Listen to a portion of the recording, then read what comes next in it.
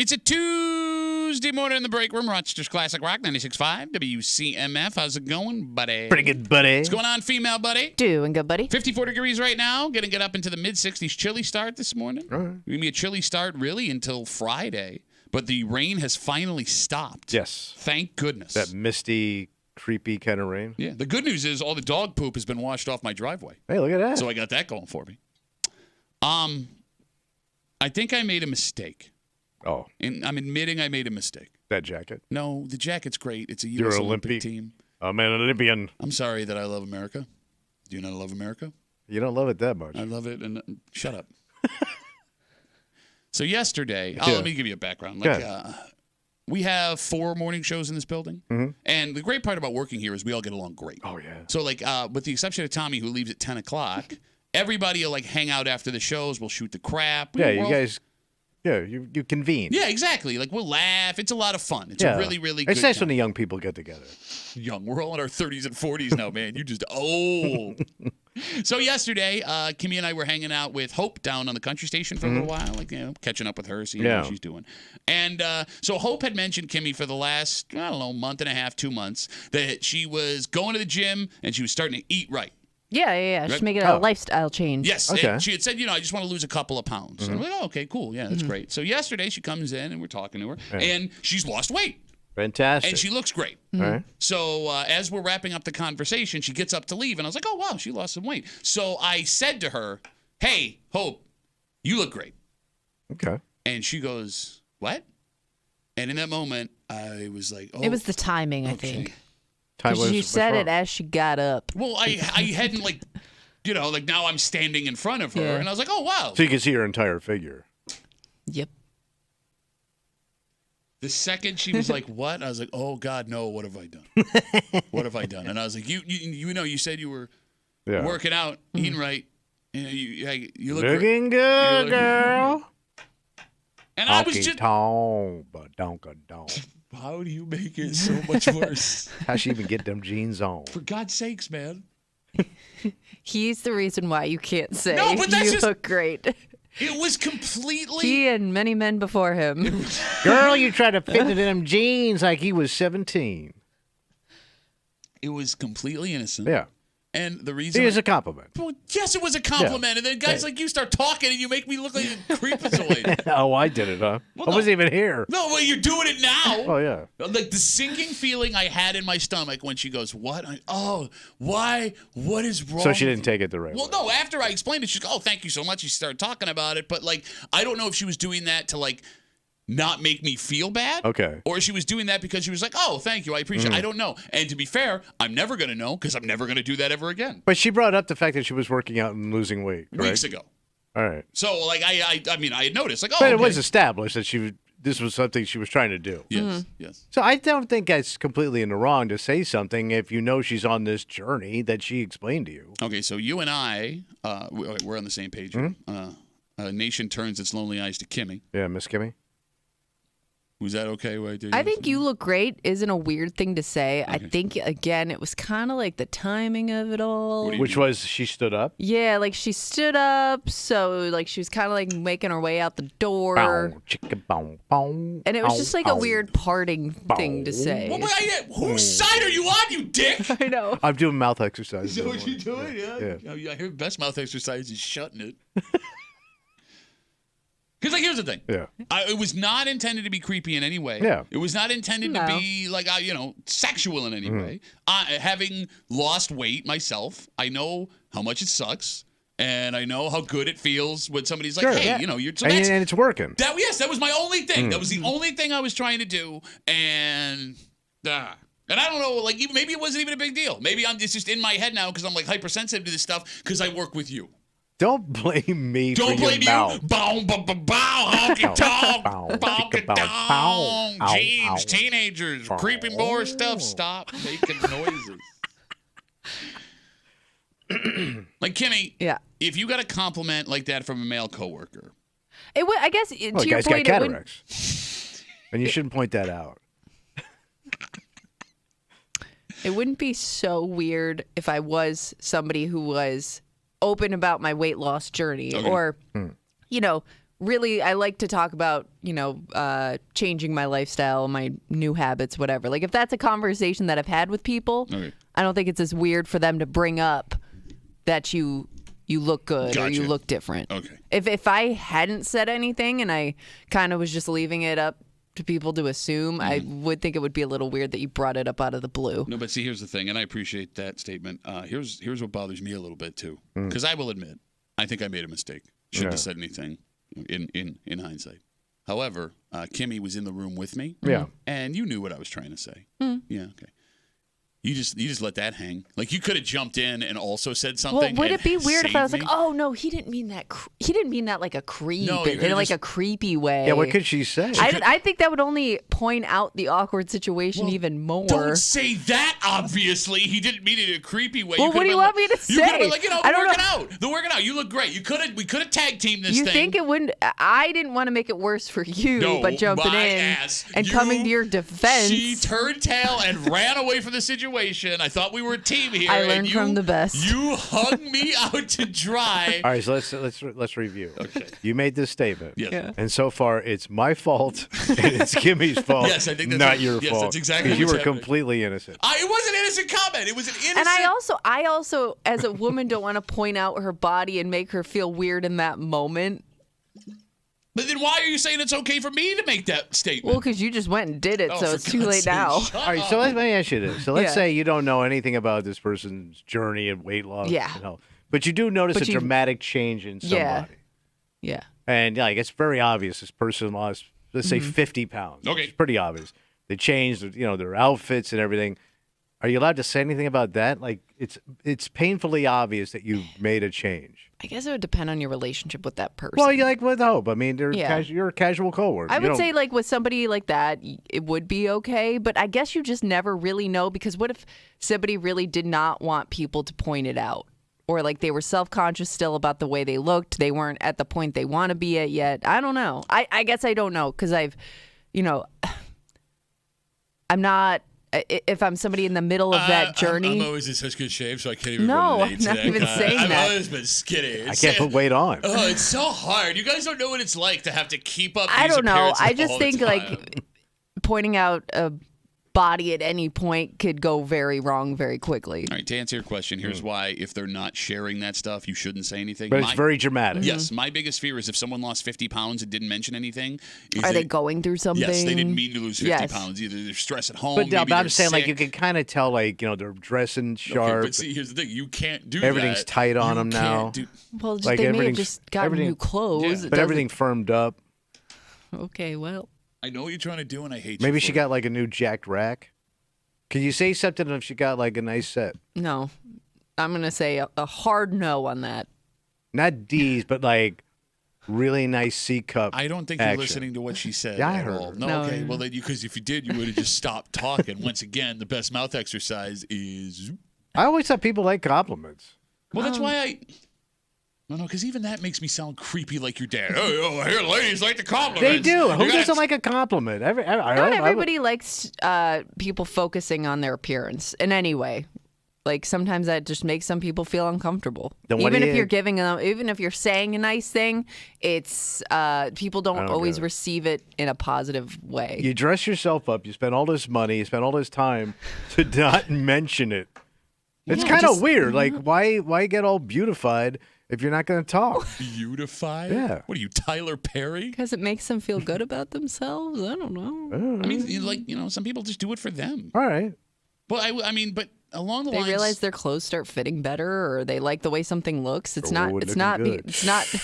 They don't look in the mirror and be like, wonder what Tommy's going to say about this today. Actually, probably people here do. Along the lines of what you just said, Tommy, Yeah. again, 252 WCMF yesterday, well, all of us that do mornings will hang out after the show, except for Tommy, because he leaves at 9:50. Yeah, you have your kids have your little rap session. And Hope, she works down at the country station. She had mentioned a couple weeks ago, she was going to start going to the gym and, try and lose a little weight. And I noticed yesterday, like, she lost weight. Yeah. And having gone through this myself, knowing how tough it is. And, it is a nice motivator when people are like, hey, you look great. I had said to her while she was leaving, hey, Hope, you look great. And she goes, what? And I was like, oh, God, no. What have I done? And Kimmy hangs me out to dry. And your reputation in this room makes me look like a creep. So I did nothing wrong. It is all of your faults, but I still shouldn't have said anything out loud. You had said, don't you want to hear from everybody that you look good? Isn't that why you do it? I think even you could admit, because you've gone through this weight loss thing. You were once a big old fat boy. Oh, I was Chibaloo. Right? You were sweating gravy and then sopping it up with a biscuit. Even you can admit there are some people, when they would give you compliments, it made you uncomfortable. Yeah, probably. So wait, But I didn't. But I wouldn't have like. I don't even. I mean, I can't even think of when somebody gave me a compliment Ever? about losing weight. Yeah, even that. That it made me uncomfortable. But I'm also a dude. No, there have been a couple of times where somebody said something and it just kept going. And I was what if somebody, you hate the way they dress, you hate the way they carry themselves, and they came in and complimented your entire outfit? Would that make you question your fashion for choices? Sure. Okay, so there you go. Yeah.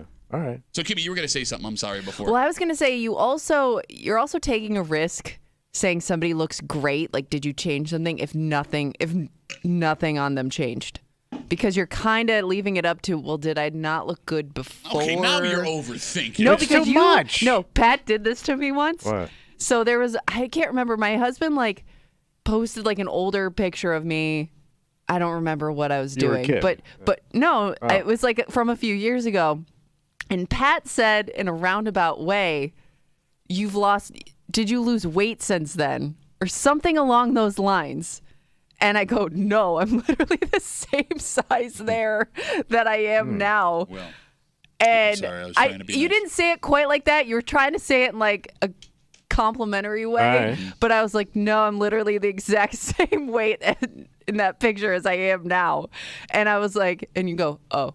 And then you stop talking. I'm just going to stop talking to everybody, I think. I think that's probably the best move Okay. here. I don't know. I'm trying So don't throw any compliments. Well, no, because even she brings that up. Right. Because, if you ask if somebody lost weight and they're like, no, it kind of means you thought differently of them before. No, because on Sunday night, my daughter had hockey. Yeah. Right? So, buddy of mine, his wife, I've known him for years. Our daughters have played hockey together since they were 5. And her hair looked different. So they're standing together. I go, did you get a haircut? Right?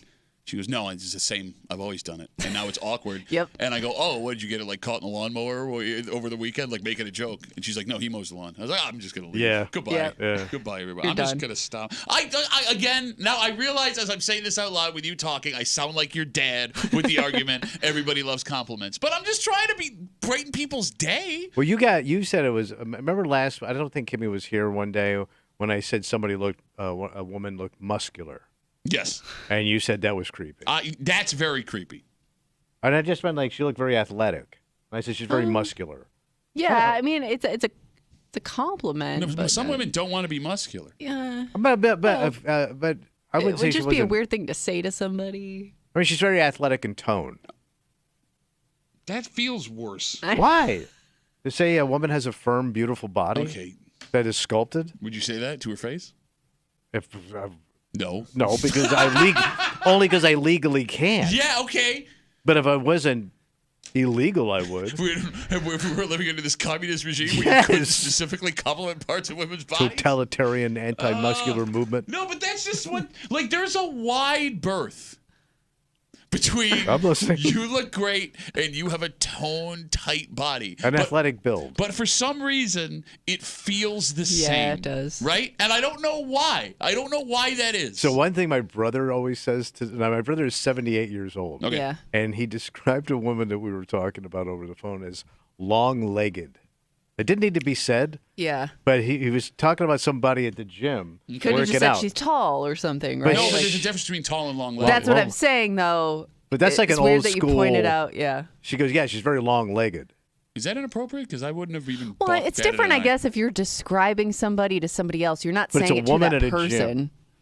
person. What's wrong with long-legged? It's very old school. Okay. But it's also kind of like you're focusing on her leg. Not that she's tall, she's long-legged. Kind of you're focusing on her leg. Okay, but I'm someone who has long legs and a short abdomen. I'm a long-legged man. But nobody cares. Well, no, your guy who tailors your pants does. That's for sure. That's about it. But he's already got a hold of your instinct.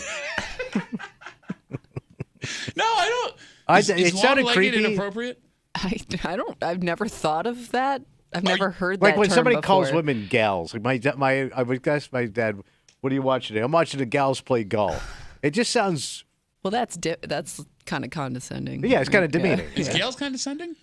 Well, it's the way he put it, I guess. I'm watching the gals play today. But what if he said ladies? Would that be because it's the Well, it's called ladies golf. Yeah, that's what I mean. It's LPGA. Yeah. I mean, it's not the worst thing you could say. Watching these long-legged gals swing them clubs. Kimmy, are you long-legged or are you long-abdomened? I have a longer torso. Okay. Yeah. All right, this is getting really creepy now.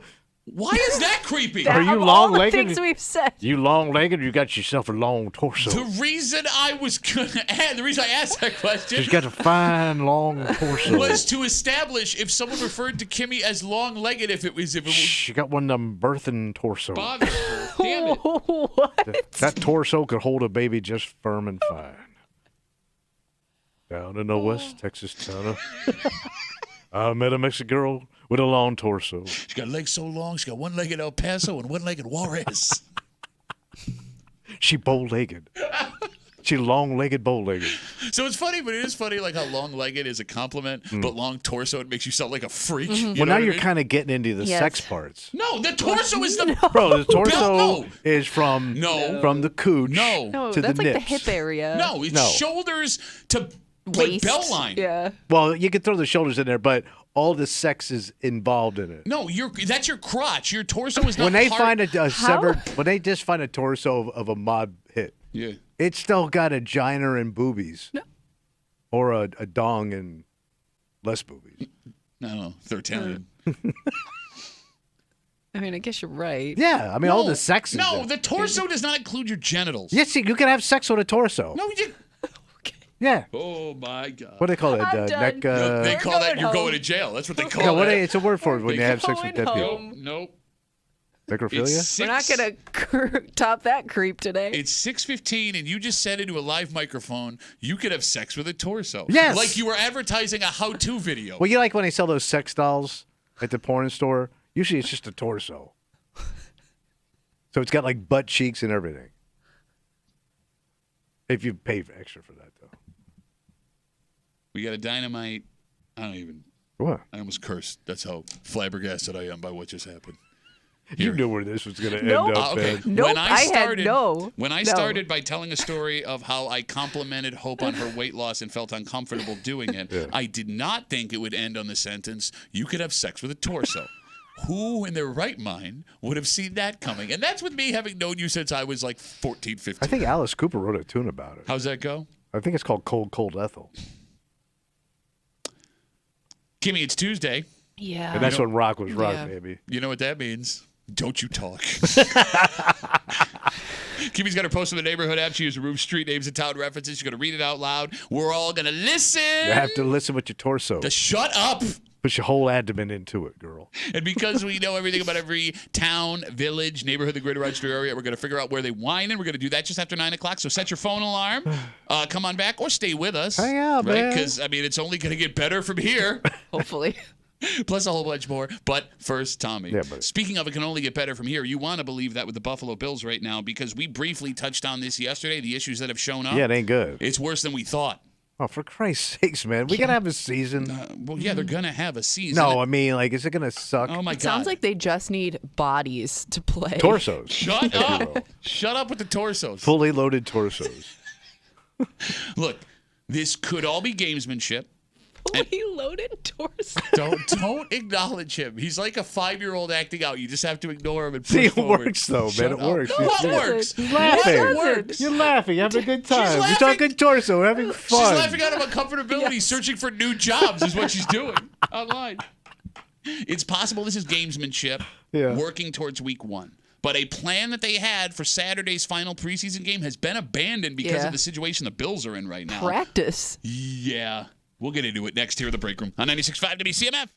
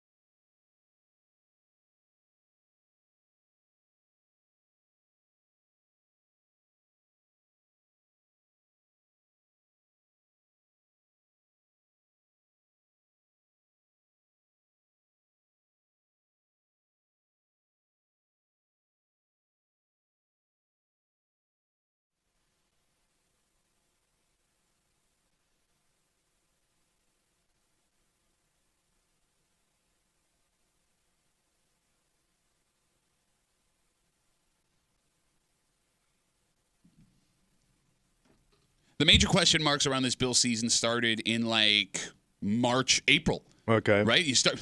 Okay. All right. You started losing all of those name brand veteran Bills players, and the question was who's going to step up and fill those roles. And the Bills started signing players, and the question then became, can these guys step up and do it? It's hard to step up when you're not there because, Tommy, they say your best ability is your availability. All right. And if that's the case, the Bills have very little ability right now. So they're limping into the season. This is very bad. You're hanging out in the break room. Rochester's Classic Rock 96.5. WCMF. We have your chance at your share of $100,000. $100,000. Download the free Odyssey app. Log in. Listen to CMF on the app for 1 hour each weekday. That is your daily entry for your chance at your share of $100,000. From your friends here, the break room on CMF. Just after 6:45, we've all been on flights that we thought could be the end. Oh, yeah, a little dicey. That was an experience people flying into Rochester had last week. We're just finding out about it yesterday. Oh. And it got so bad, they didn't even make it to Rochester. Oh, really? But the people that had it the worst may not have been the folks on the plane. Yeah. It may have been the folks waiting for them on the ground. Oh, my God. And we'll get to it just after 6:45 here in the break room on CMF. So yesterday, Sean McDermott, Bill's head coach, sits down in his press conference, and he announces that the plan for the final preseason game on Saturday, 1 o'clock, that you can listen to live on CMF, was for the Bills starters to play a little bit against the Carolina Panthers. Okay. McDermott then followed that up by saying they will not be doing that. Oh. Because of all the injuries that the team has. And the injury situation is really bad. So how? What are they doing? When it comes to potential starters, wide receiver Curtis Samuel, he is week to week with a turf toe, which is like a sprained toe. Yeah. Safety DeMar Hamlin, he is week to week with a hamstring. He was only in the starting spot because rookie Cole Bishop got hurt earlier in training camp. It's possible he could be back this week, maybe, but he's missed 3 weeks of practice as a rookie, which McDermott doesn't like starting rookies, period. You're not going to start that guy week 1. Then there are players that matter that aren't necessarily starters. Marquez Valdez-Scantling, he is out week to week with a neck injury. All those guys. Not as serious as they thought, but still not great. Tight end Quentin Morris, he is week to week. And then the one that makes things super complicated, backup quarterback Mitchell Trubisky, the Trubiscuit, is now week to week with a knee injury, which means yesterday the Bills had to sign their second backup quarterback in as many weeks because the week before that, Shane Buechele was hurt in their first preseason game. So this guy's got to be a real schlub. The Bills signed former Ravens quarterback Anthony Brown. He's played for 2 NFL teams. He got 1 start with the Ravens like 3 years ago. He was on the Dallas How many Cowboys. Anthony Browns have been through this league in the last 40 years? I can think of 3 players named Anthony Brown that have played for the Bills. So he's a third string guy? Oh, he might be their second string guy. But I mean, technically, this guy's sitting around. Technically, he's the Bills' 5th string guy. Okay. He is the 5th quarterback that will have been on the roster since training camp started. Gonna get a good look at him on Saturday. Big body, strong arm. All right. The game he started, played well, but he had 3 turnovers, and it's 1 game. But by the way, if Anthony Brown is your starting quarterback at any point, I mean, you got bigger problems than Anthony Brown being a quarterback. And this is the last game. This is the last preseason game. Yeah, the Bills open the season the first week of September. So you're about 2.5 weeks away. God damn. Go ahead. There's 2 ways. I'll go ahead. You go ahead. I was going to say, did I see McDermott said he's also cutting back on practice? Yes. Before the start of the season to just keep these guys healthy. So last week, it's more about worries that they're getting too many reps. Last week, when they only had Josh Allen and Mitchell Trubisky before they signed Ben DiNucci, the 3rd string quarterback that seems is now the 2nd string quarterback. The Italian stallion. Josh Allen spent the entire practice throwing balls, which is not great for your starting quarterback's arm. In fact, it became such a thing that they were asking players after, when's the last time you saw a quarterback throw that many balls in an NFL practice? And they were all like, never. So I'm guessing, Kimmy, McDermott doesn't want people burning out their knees, elbows, and shoulders doing things because there's not enough guys in practice. So they're just laying back.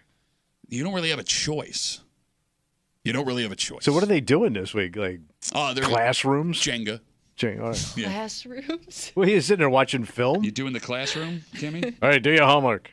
Okay. So there's 3 scenarios that we're looking at here. They don't sound good. The phone number is 252-WCMF, 252-9263. Scenario 1 is that this is an act of gamesmanship from Sean McDermott. Oh, he's playing a little chess. Yes. I mean, you don't need Josh Allen to play in this preseason game. He's going to be good to go. He doesn't need to take a snap in the preseason in reality. The hope was that you would see a little magic between his receivers and he. Yeah. But they've also had a ton of practice, and they had that joint practice against the Steelers that we didn't really get to see. Yeah. So he may feel comfortable with that. So best case scenario is that McDermott is completely confident the main players we named will be back by opening day, and this is something we don't talk about 3 weeks from now. Okay.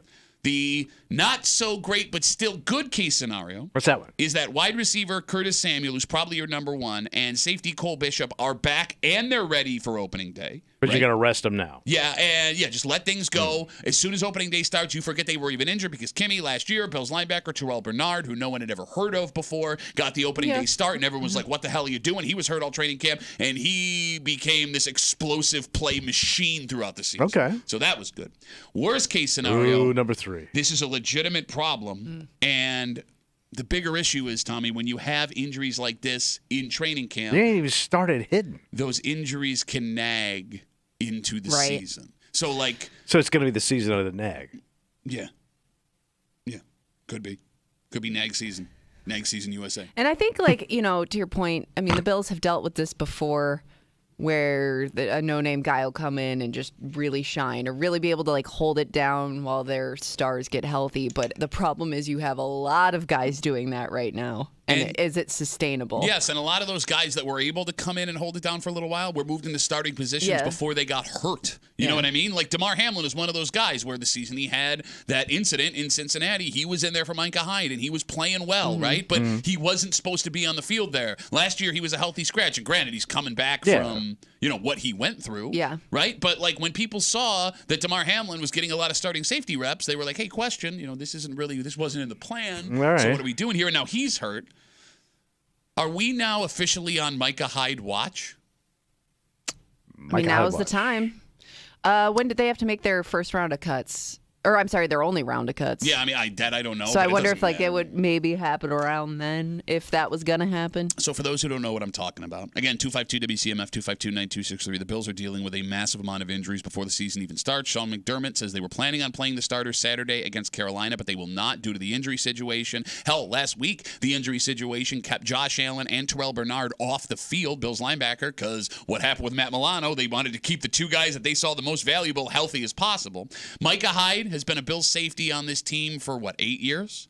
Heart and soul of the defense? As long as McDermott's been here just about, right? So Micah Hyde has been contemplating retirement since the end of last season. Okay. His running mate and Jordan Poyer went down and signed in Miami, and the idea was we were moving on to new safeties. But throughout the offseason, the door has been left open, not only by Micah Hyde saying he's still not sure what he wants to do. Because he hasn't officially announced retirement. Has not filed his retirement paperwork. Just been quiet. GM Brandon Beane, and I'm paraphrasing, has said it multiple times throughout the offseason that the lines of communication are still open. Oh, he's done. And they're going to let him make the decision. Toast. That's toast talk. If he was done, he would have filed his retirement. And he said he didn't want to play anywhere else. If he was going to come back, it would be with the Bills. Yeah, he's out. If it's going to happen, it's going to happen in the next 2 weeks. So they're going to pull the trigger out. I would say the next week, yes. Yeah. If it's going to happen, I think it happens see by what next happens Tuesday. on Saturday.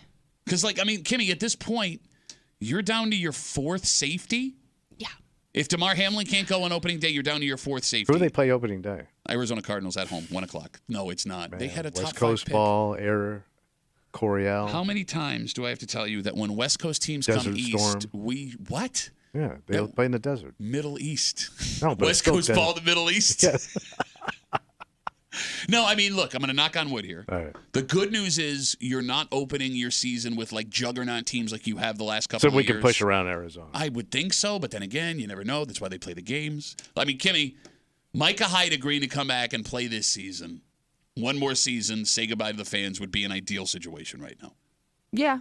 No, just because you need his ass. Well, I mean, it gives Cole Bishop the you've second got round that pick. right now. You're kind of lacking that veteran guy back there, right? I don't know anybody else that would have step into that role. Matt Milano's gone for the season. Tyler Rapp's been in this defense for 1 year. Terrell Bernard was a starter for 1 year. You got your corners of Russell Douglas. He only played half a season here. The other guy in Christian Benford's been here for 3 years. Yeah, I mean, that would be your voice of the defense. Yeah. Let me ask you a question. Yeah. I know you say, you need a veteran, the wise old guy. Do those young guys even listen to those dudes? Oh, I think so, yeah.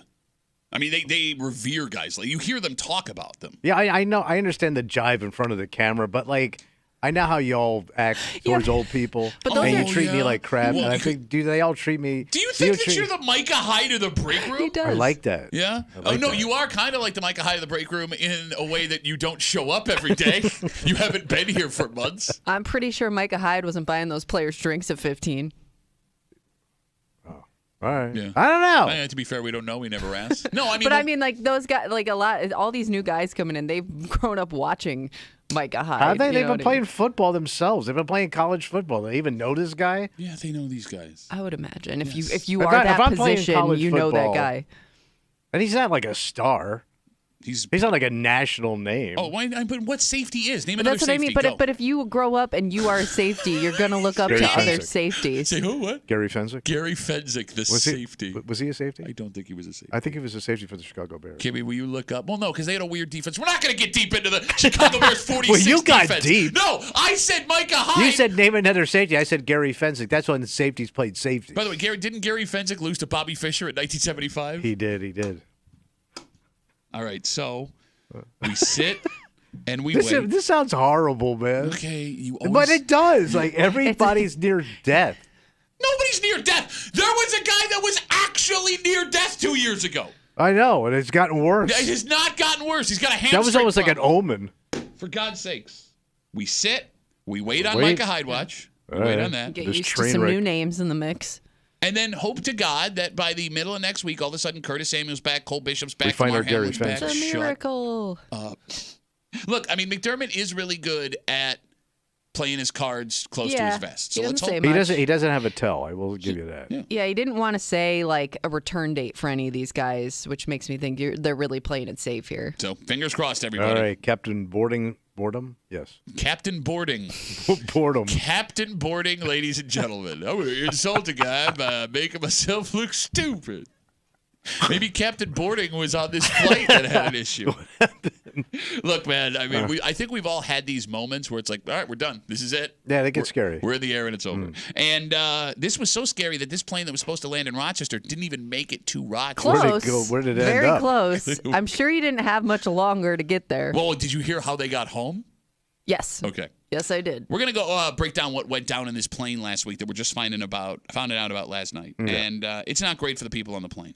But I'm telling you, it is even worse for the people that were waiting for them on the ground. Oh. And we'll get to it next here in the break room on 96.5 WCMF.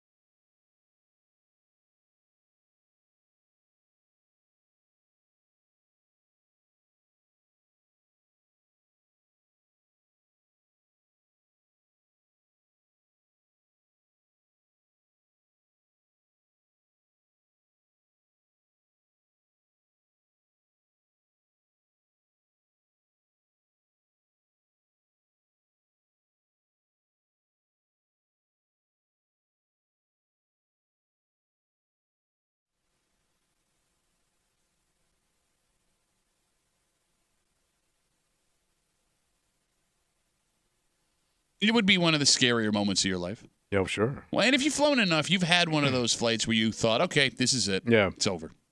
It's on the staff and the plane. It's on the staff of the plane to keep people calm and safe. But after a plane in distress lands safely, there is still someone that has a job to do. What's that? Someone who didn't sign up for anything but being a ride home. Oh. You're hanging out in the break room. Rochester's Classic Rock 96.5. WCMF just after 7 o'clock this morning. You know, as you live, you gain knowledge. Oh, sure. Right? And the closer you are to something, the more you think you would know. Which is why what happened in this room at the end of the show in a commercial break yesterday was so astonishing. What happened? You asked one of our coworkers a question. And you weren't trying to be weird. Or funny. Or funny. It was off of what you had. I will explain everything. I'm going to give the context. I mean, it wasn't out of the blue. You asked the question out of pure curiosity. Yes. And concern. And here's the concern. Why would you be? I don't know about concern. And here's the thing. That's happening next to you. You concerned. I'm not crushing you because I didn't know the answer to this either. What is amazing is that you and me and most men listening to the show who have probably lived with women longer than they have lived on their own at this point don't know the answer to these questions. Considering how much time we've spent down there. Thank you. You think we know everything's going on. We'll get into it just after 7 o'clock here at the break room on CMF. A scary afternoon for folks flying into Rochester last week. What happened? Story in the DNC says an American Airlines flight from Boston to Rochester had to make an emergency landing in Syracuse around 3:30 in the afternoon. Story says there was reported smoke in the cockpit. That can't be good. No. But that wasn't confirmed. So they're not entirely I sure. thought it was like the smell of smoke, but they couldn't tell where it was coming from. Now let's go with Kimmy's story. That sounds better. Now, we've all in this room been on a flight that we were convinced was going down, right? Kimmy, have you? A little, rockier than normal. Okay. So we know the feeling. But like that flight I was on didn't involve smoke. Yes. You know? Like the second I see or smell smoke, I'm convinced that I'm going to die on that plane. Yeah. It's over. You're toast. Oh, I just assume they like burnt food or something. They don't cook on the plane. They just put it in the microwave. Yeah, I don't know. Well, you got a guy something up too much. What flights are... Got to flip those sausages to burn it. As if the potential smoke and the emergency landing wasn't bad enough for these poor passengers, the folks on the plane did not get another plane to get home to Rochester. Oh. How could you? Yeah, it's such a short hop. Yeah. They were put on a bus. They were driven down the 90 to the airport in Rochester. See, that's what sucks is you only had like 10 more minutes on that plane. It does, but here's the thing. And your luggage is probably still sitting in Syracuse. I assume they just throw the luggage on the bus. Oh, maybe. All right, but here's the thing. I don't know about you guys. If I go through something like that, we have to emergency land and there may be smoke. I'm not getting on another plane. How? Put me in that bus. Oh, and like I'm if you had driving longer to go? 100%. So I had to do it in Montreal. Wait, you bust home from Montreal? No, you had to wait on another plane. Oh. How am I getting home? Well, they weren't offering you a bus service or anything. because I was supposed to go Montreal. The flight home was Montreal, Baltimore home. Ooh. And we took off, and the fire alarm went off. So they leveled off the plane. They turned right around. They came back to the airport. They had the guys with the water cannons pointing at the thing. They went in the back. Everything was fine, obviously.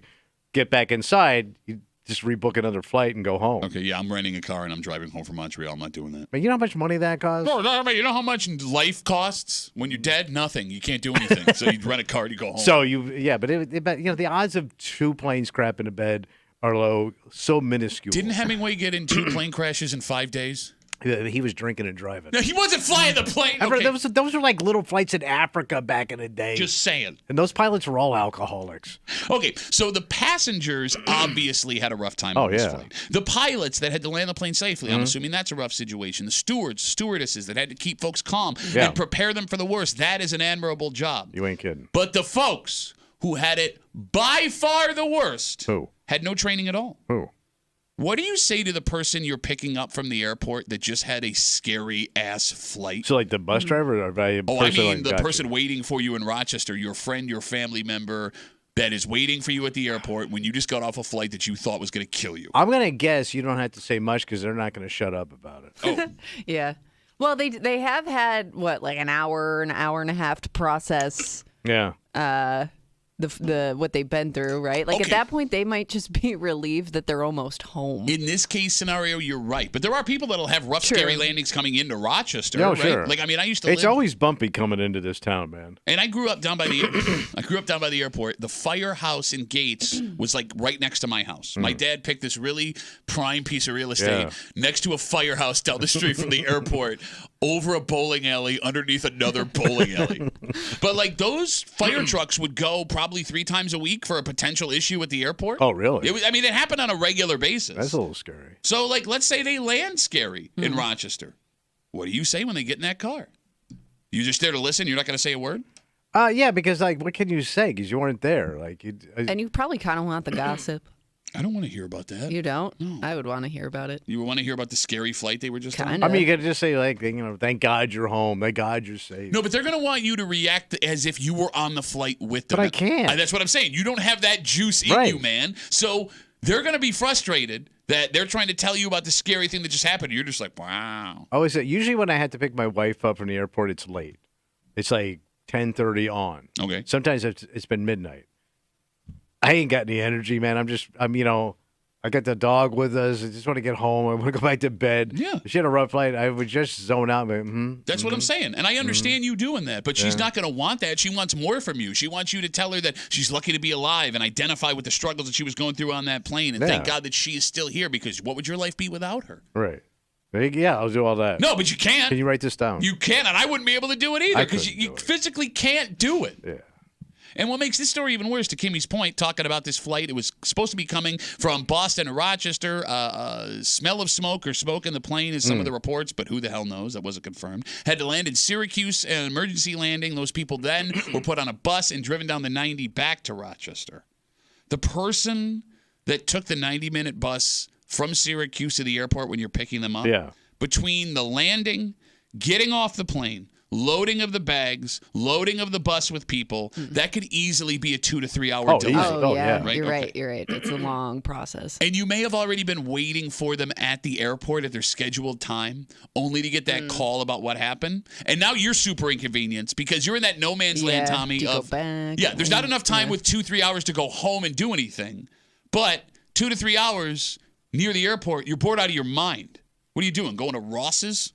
If I'm at the airport and she's not going to be home for 2 to 3 hours, I'm going to say, call me when they pull in. So you're going home? Yeah. 3 hours? But by the Bro, I'm 10 minutes, 15 minutes from the airport. Okay, I love guys like you. I'm 15 minutes. You're not. It's a 23-minute door-to-door airport trip. Okay, so when the bus pulls in, call me. I'll get in the car and go get you. So, I'm not sitting in the loser cell phone line for 3 hours. Well, he's saying like go to somewhere nearby and like shop or eat or something. Oh, you know what they call that? My house. So 23 minutes. 23 minutes back to your house. Yeah. 23 minutes to get back to the airport. So that's 46 minutes, right? So let's take that out of the 2 hours. So now you're going to be sitting. What are you going to do for an hour at your house? Anything that sit in my car, not moving. Yeah, I'm probably going home. You're going to go home? I can't go home. Yeah. I can't do it. Well, So you you live would in just, such a like- weird area. Would you just bounce around? I guess. Sucks because that Perkins is closed out there in Gates. It's been closed for 30 years, but, I still like that Perkins. Like even if you sat down to eat somewhere, I mean, that maybe eats up an hour. You have to eat really slow. Yeah. No, you're right. It's an impossible situation because even like having a mall near you for 2 hours, you would have to do a lot of the mall. slow walking to kill 2 hours. But you can look at the same thing 7 times. Like I live 15 minutes from the airport, 10, 15 minutes, and I'm not going home on 2 hours. I would. I'm not. And by the way, you know what you're going to end up doing? Just spending needless money. You're right. You're going to make dumbass purchases. You're right, but I'm going to get home. I'm going to sit down on my couch. I'm going to start watching something. I'm going to get super frustrated because that thing is not going to be over by the time I have to get up. And I know when my wife gets home, I can't finish watching it because this is funny and she's not going to want to watch it. You get what I'm saying? But I also, like, when I go to pick her up at night, I usually bring the dog because she wants to see the dog. So I also got the dog with me. Okay. The dog's not going to hang in a car for 2 hours. You could take the dog to a park and take it for a walk. It's 11 o'clock at night. That's safe. I'm going to get knifed or raped. Or knife raping. Not doing it. Worst BG tune of all time. Not doing it. Nope. 252 WCMF 252-9263. We got Facebook messages coming in. You can always get us at WCMF or the Break Room Facebook page. Again, talking about this emergency landing flight from Boston. Had to make an emergency landing in Syracuse on its way to Rochester because of smoke issues, apparently.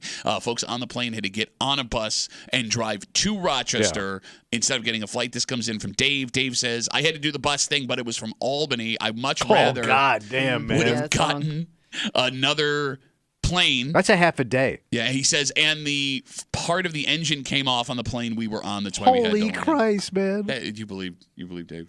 What? Part of the engine. That Well, seems yeah, except they could extreme. have not the whole engine, but a chunk of it could have come Not off. the whole thing, just part of it. Like the casing around it. We wouldn't have heard that story, doing a news story, a news show. A Or they part could- of an engine came off. Could be a big engine cover-up. Is that what it is? Could be. Yeah, we hear about every little thing that goes wrong with Boeing, but they're covering Well, up now you engines sure falling do. off. Now, here's another thing that could happen in your scenario. Because like when you tell somebody like something happened to you just now, and then they want to tell you all the times they went through stuff, so they're not even listening to you anymore. Yeah, yes. Like that guy. I remember that time that whole damn engine came off, and I remember I watched that whole engine fall to the ground. We still landed. It took me 7 days, and we were never heard from again. No, but you're right. They don't ju- even care. But they want validation, but it's impossible for you to care that much in the car unless it was a Right. situation where it was like, landing gear didn't come off, this plane slid, there was belly sparks and fire, like all that stuff. Okay, like now Yeah. I'm legitimately concerned about it. But I will also say I am selfish enough. I don't care if you want to tell me the story, but if it happened to me, you better effing listen to everything I have to Yes. say. Because Especially if it's like that, yeah. I was scared, and you almost lost me. What would life have been like if you lost me? You know what else sucks too is you're gonna be on a bus for over an hour full of people that just all went through the same thing. Oh, yeah. So if you were hoping for peace and quiet, you're not gonna get it. You ain't kidding, man. There's just going to be people that are semi-traumatized. Yeah, no matter what you're going to get happens. all sorts of reactions on that bus. People that don't shut up about it, people that are upset about it, could be brought to tears over it. Yeah, you're People absolutely are right. yelling, it's not a big deal. Has this happened to me before? Let me tell you my crazy plane story. That's the worst guy. Yeah, I was on a plane. Like I'm the plane you with the think guy this after is you. bad? Yeah. And all I'm going to want really is a drink. Like, if that happens, I get off that plane, I really just want to go right to the airport bar, anchor in for a little bit, and have a couple. Wait, you're gonna go That to the would be airport your bar on first- the place you're landing? So let's say we landed in Syracuse. Yeah. And I'm jittery as hell. Okay. Yeah. And I know I got a little time for they get this because they're not going to have a bus waiting there immediately. Probably they got to call somebody. Okay. I'm hitting that bar for at least 2 doubles, just to take the edge off. No, that's fine. What? It's just weird. Like You you're. wouldn't be like worried you're going to miss the bus home? No. That would be my fear. The worst Like, case let me scenario, just get get an on this Uber. bus. Oh, excuse me, Mr. Pittsford. You have money for 2 doubles at the airport and an Uber home from Syracuse. I don't know which one's more expensive. That'll be $700. We should know this. And as insane as it was that you sincerely asked this question, Well, you out brought loud, it to my attention, and that's what made me think. Oh no, I was laughing at something I got on my phone. But I also had a conversation with my brother over the weekend. I don't know where this is going. No, I told you about it, about weightlifting, Yeah. and he brought this up, Okay. which I thought was really inappropriate. Don't you blame this on your brother. Yeah, nice try. I'm just saying. You thought it was inappropriate, so you proceeded to do the same Yeah. damn thing to your coworker. I think what I'm saying is, I didn't know, you didn't know, my brother who's 78 didn't know. And that's what's so weird about this. He's seen a bunch of vagina in his day. That's what's so weird about this is you and I and most men listening have a lot of experience with women's bodies. Up close You and have personal. You have a ton of experience sharing a home, a bed with women. So how do the overwhelming majority of us at our ages have no idea how this works? And we'll get into it next here in the break room on 96.5 WCMF.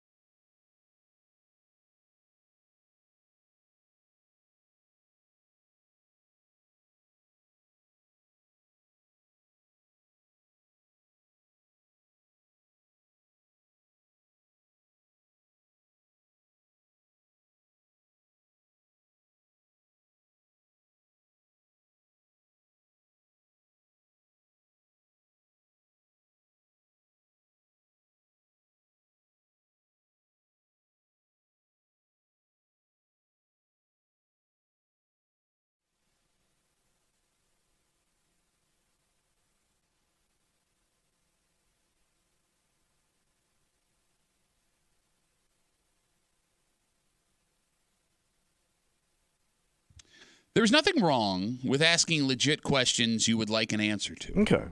The issue here, other than how wildly inappropriate it would be to ask any other coworker this question, is how grown-ass men like you and I, Tommy, who have been around women and spent most of our lives living with women, don't know anything about any of this. Yeah, true. You're hanging out in the break room, Rochester's Classic Rock 96.5, WCMF, just after 7:30. They say that a bond between a child and a parent is impossible to break. Oh, sure. How does that bond hold up to fire? Fire? Straight up, uncut, pure Colombian fire. Okay. We'll get to it just after 7:30 here in the break room on CMF. So this story here starts with an app. All right. So my wife had me download this app called Flow. And she has it, and I have it, and it's a way to track that time of the month. Okay. The idea being, me and all the other guys who are on the other end of this app are in the loop as to what is going on with your partner and their emotions and all the stuff like that. When she's straight. She's sharing her menstrual cycle with you. Yeah, she's straight. How did you make that creepier than we did? That's what it's called. Okay, thank you. Honestly, it's like I thought it was stupid at first. It is a genius idea. I've come to So it appreciate works. this app. It does work. Yes, it does. Other than the push notifications it sends me every single day, because it gives me like a tip on how to deal with my wife like she's a bear. So it's a heads up. Or how she may be feeling. Yes, I'm like, oh, she may be feeling extra loving today, or she could be low on energy. Here are some low energy activities to do together. But one notification I got yesterday turned this room upside down. Whatever. The push notification said, quote, your partner may want to avoid strenuous activity today. And I always read them out loud when I get them on the show because I think they're really funny. Yeah. So I read it out loud, and Tommy doesn't laugh. He's just staring at me with this curious look on his face. And he's quiet for, Kimmy, like 60 seconds. Yeah. Processing. And then you turn to Kimmy, and you had a question. And I said, when you're flowing down there. I love how now he's like... No, ask it the way you ask it, you bitch. Super... You scared-ass bitch. How did I put it yesterday? I believe the quote was, when you're about to get your period... I thought I said squirting. No? Oh my God, no, you didn't say You didn't that. say I that. don't know why that word came to your mind all of a sudden. Well, though. it does ooze or whatever, secrete. I said, like, are you supposed to avoid, like, weight-bearing exercise, heavy lifting, and all that stuff? Because it would cause more bleeding because you're putting more stress on your vagina muscles down there. Because my brother told me a story. Well, we should definitely believe your brother. Well, yeah, he's very in tune to this stuff. That he read about this female bodybuilder that was having problems down there with her period while she was working out. And, she was like one of these competitive bodybuilders. Sure. And they figured because she was exerting so much weight around her menstruations that she was secreting more than usual. Oh, yeah. And that was what was causing heavier flow, was because she was lifting too much weight. But I want to be clear here. When Tommy turned to Kimmy and You go, asked, you're lifting. do you think it's like a super soaker down there? I know, you can't. Like the more pressure you put in there, I don't know, do you? I don't. It's the lining of your uterus shedding. It has nothing to do with Like you a snake? straining, lifting weights. Like you may get worse cramps because of it, or it may help your cramps. It's different for everybody, but it won't affect. But why did he get the actual... alert then, saying avoid? Because he's saying like at this time of the month she may be more tired than normal. She may be not up for. She might have low energy. Kind of did. It said avoid strenuous activity. But like I do want to be clear. Yeah. That when you asked him, you were dead ass serious. I was. That you thought that if you lifted weights as a woman, you should avoid activities like load-bearing exercise. But you thought it would fire out like a hose. Yes. Yeah, more. Yeah. Okay. Well, listen, man. Think about everything else you do. You don't have to justify your question. We understand you're just curious. All right. So let's talk about that. All right. So Kimmy and I laughed so hard the conversation stopped immediately. And because you were not asking this to be funny. You weren't asking it to for a punchline. Yeah. You literally just looked at me like you were genuinely curious. Kimmy, he simply looked at a female coworker and asked her how her reproductive system I was works. coochie curious. But past the actual question you asked Tommy, the fact that you asked it made something very clear. What's that? We, and when I say we, I mean you and me and every other man listening to this show, know almost nothing about the female body and how it works. Which is kind of weird, because other things we enjoy we can break down immediately. Give me an example. Steak. Okay. How do you like your steak? Medium what kind rare, of steak? Medium rare, closer to rare. Yeah. I'm more of a filet guy. Hey, yeah, you know everything you like about a steak because you've enjoyed steak your entire life. Yeah. You've enjoyed vagina your entire life, but you don't know nothing about it. Not a thing. And, like, here's the thing. Past just the actual vagina, like, you and I, we've lived at this point in our lives longer with women than we've lived alone, right? We both had mothers and sisters that we grew up with in the same house. We've existed on this earth long enough where we should know, just from being in a room with people talking and seeing how all of this works, the answers to all the questions that we have. And I'm not killing you because I'm in the same boat. We should know more. Not because we'd be better husbands if we tried, just because it should have sunk in. How is it possible that we are so ignorant to the female body? And we must shut down upstairs. I think to your point, and I feel bad for shaming Tommy for asking. No, you guys, should have. That was the funniest thing he's ever done. But you should ask questions because how else are you going to learn? But I haven't gotten any real answers yet either. No, she explained it to you. You just weren't listening. No, but she can't explain it either. No, she what did. Do you mean? She explained it. That's not how it works. You don't just like push out. I don't know how to put this without grossing you out. The uterine lining? Yes. All right. Because, if that was the case, they could just do whenever they wanted to. Right. You'd get it all done at once. No, I thought like period and exercise had to line up. I didn't think you could just do it naturally on your own. What? Like push and something. No, would you happen. can't. That's what I'm saying. You can't just Well, push it so out. it's got to line up. Period and exercise and everything else. No. You mean like you don't know if you're exercising if your period would come then is what you're saying? Or it'd just be worse. Okay, you should stop talking. You'd just be bloodier. I do. What, you think there's like a side room of more blood that's just like a trap door in case of a practical joke? I don't know. In case you run into Dracula and you're trying to get away, hit the trap door. I do want to say something though that will make maybe you feel a little bit better because I do think, like as a woman, you grow up knowing like the basics about all that stuff they teach you in health class and stuff. You and your vagina. But I will say I do think that there are a lot of women that have much different experiences. So what may be the case for one woman may not be the case for the other. So all vaginas are different. So, maybe you've never had that experience with a wife or girlfriend. So maybe you didn't know that it could be a different way. Okay. The phone number is 252-WCMF, 252-9263. How much do you know about your wife, your girlfriend's, your fiance's body? And does your wife, your girlfriend, fiance think you know more than you actually do? Because I think my wife believes I have a better grasp on what is happening than in reality. She just assumes. Maybe you should. I mean, I understand why women would assume that we would know. I mean, I got some ideas down there. No, but I don't think you do. I mean, I know what kind of vagina I like and the vaginas I don't like based on all the vaginas I've seen. Well, but no, every vagina is brand new. No, but like I could look at a vagina and go, not for me. Really? Yeah. Oh. You haven't seen a vagina like, No, I mean, a little too lippy. You mean it's talking to you? I don't understand. Wait, like you too much meat hammock. Oh my God, what is wrong with you? A little hammock's nice. I don't need like fender skirts on a caddy. So you're saying I just want to say this out loud. You are saying that you would break up with somebody because they don't have an attractive vagina. Well, yeah.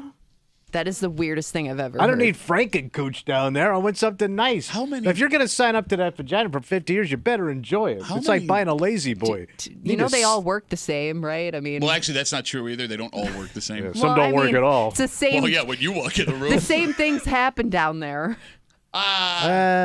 See, now you don't know some stuff. Yeah. Well, what do you mean? Well, I'm afraid to ask, but what are you referring to? How do I put this in a way that we won't get fired?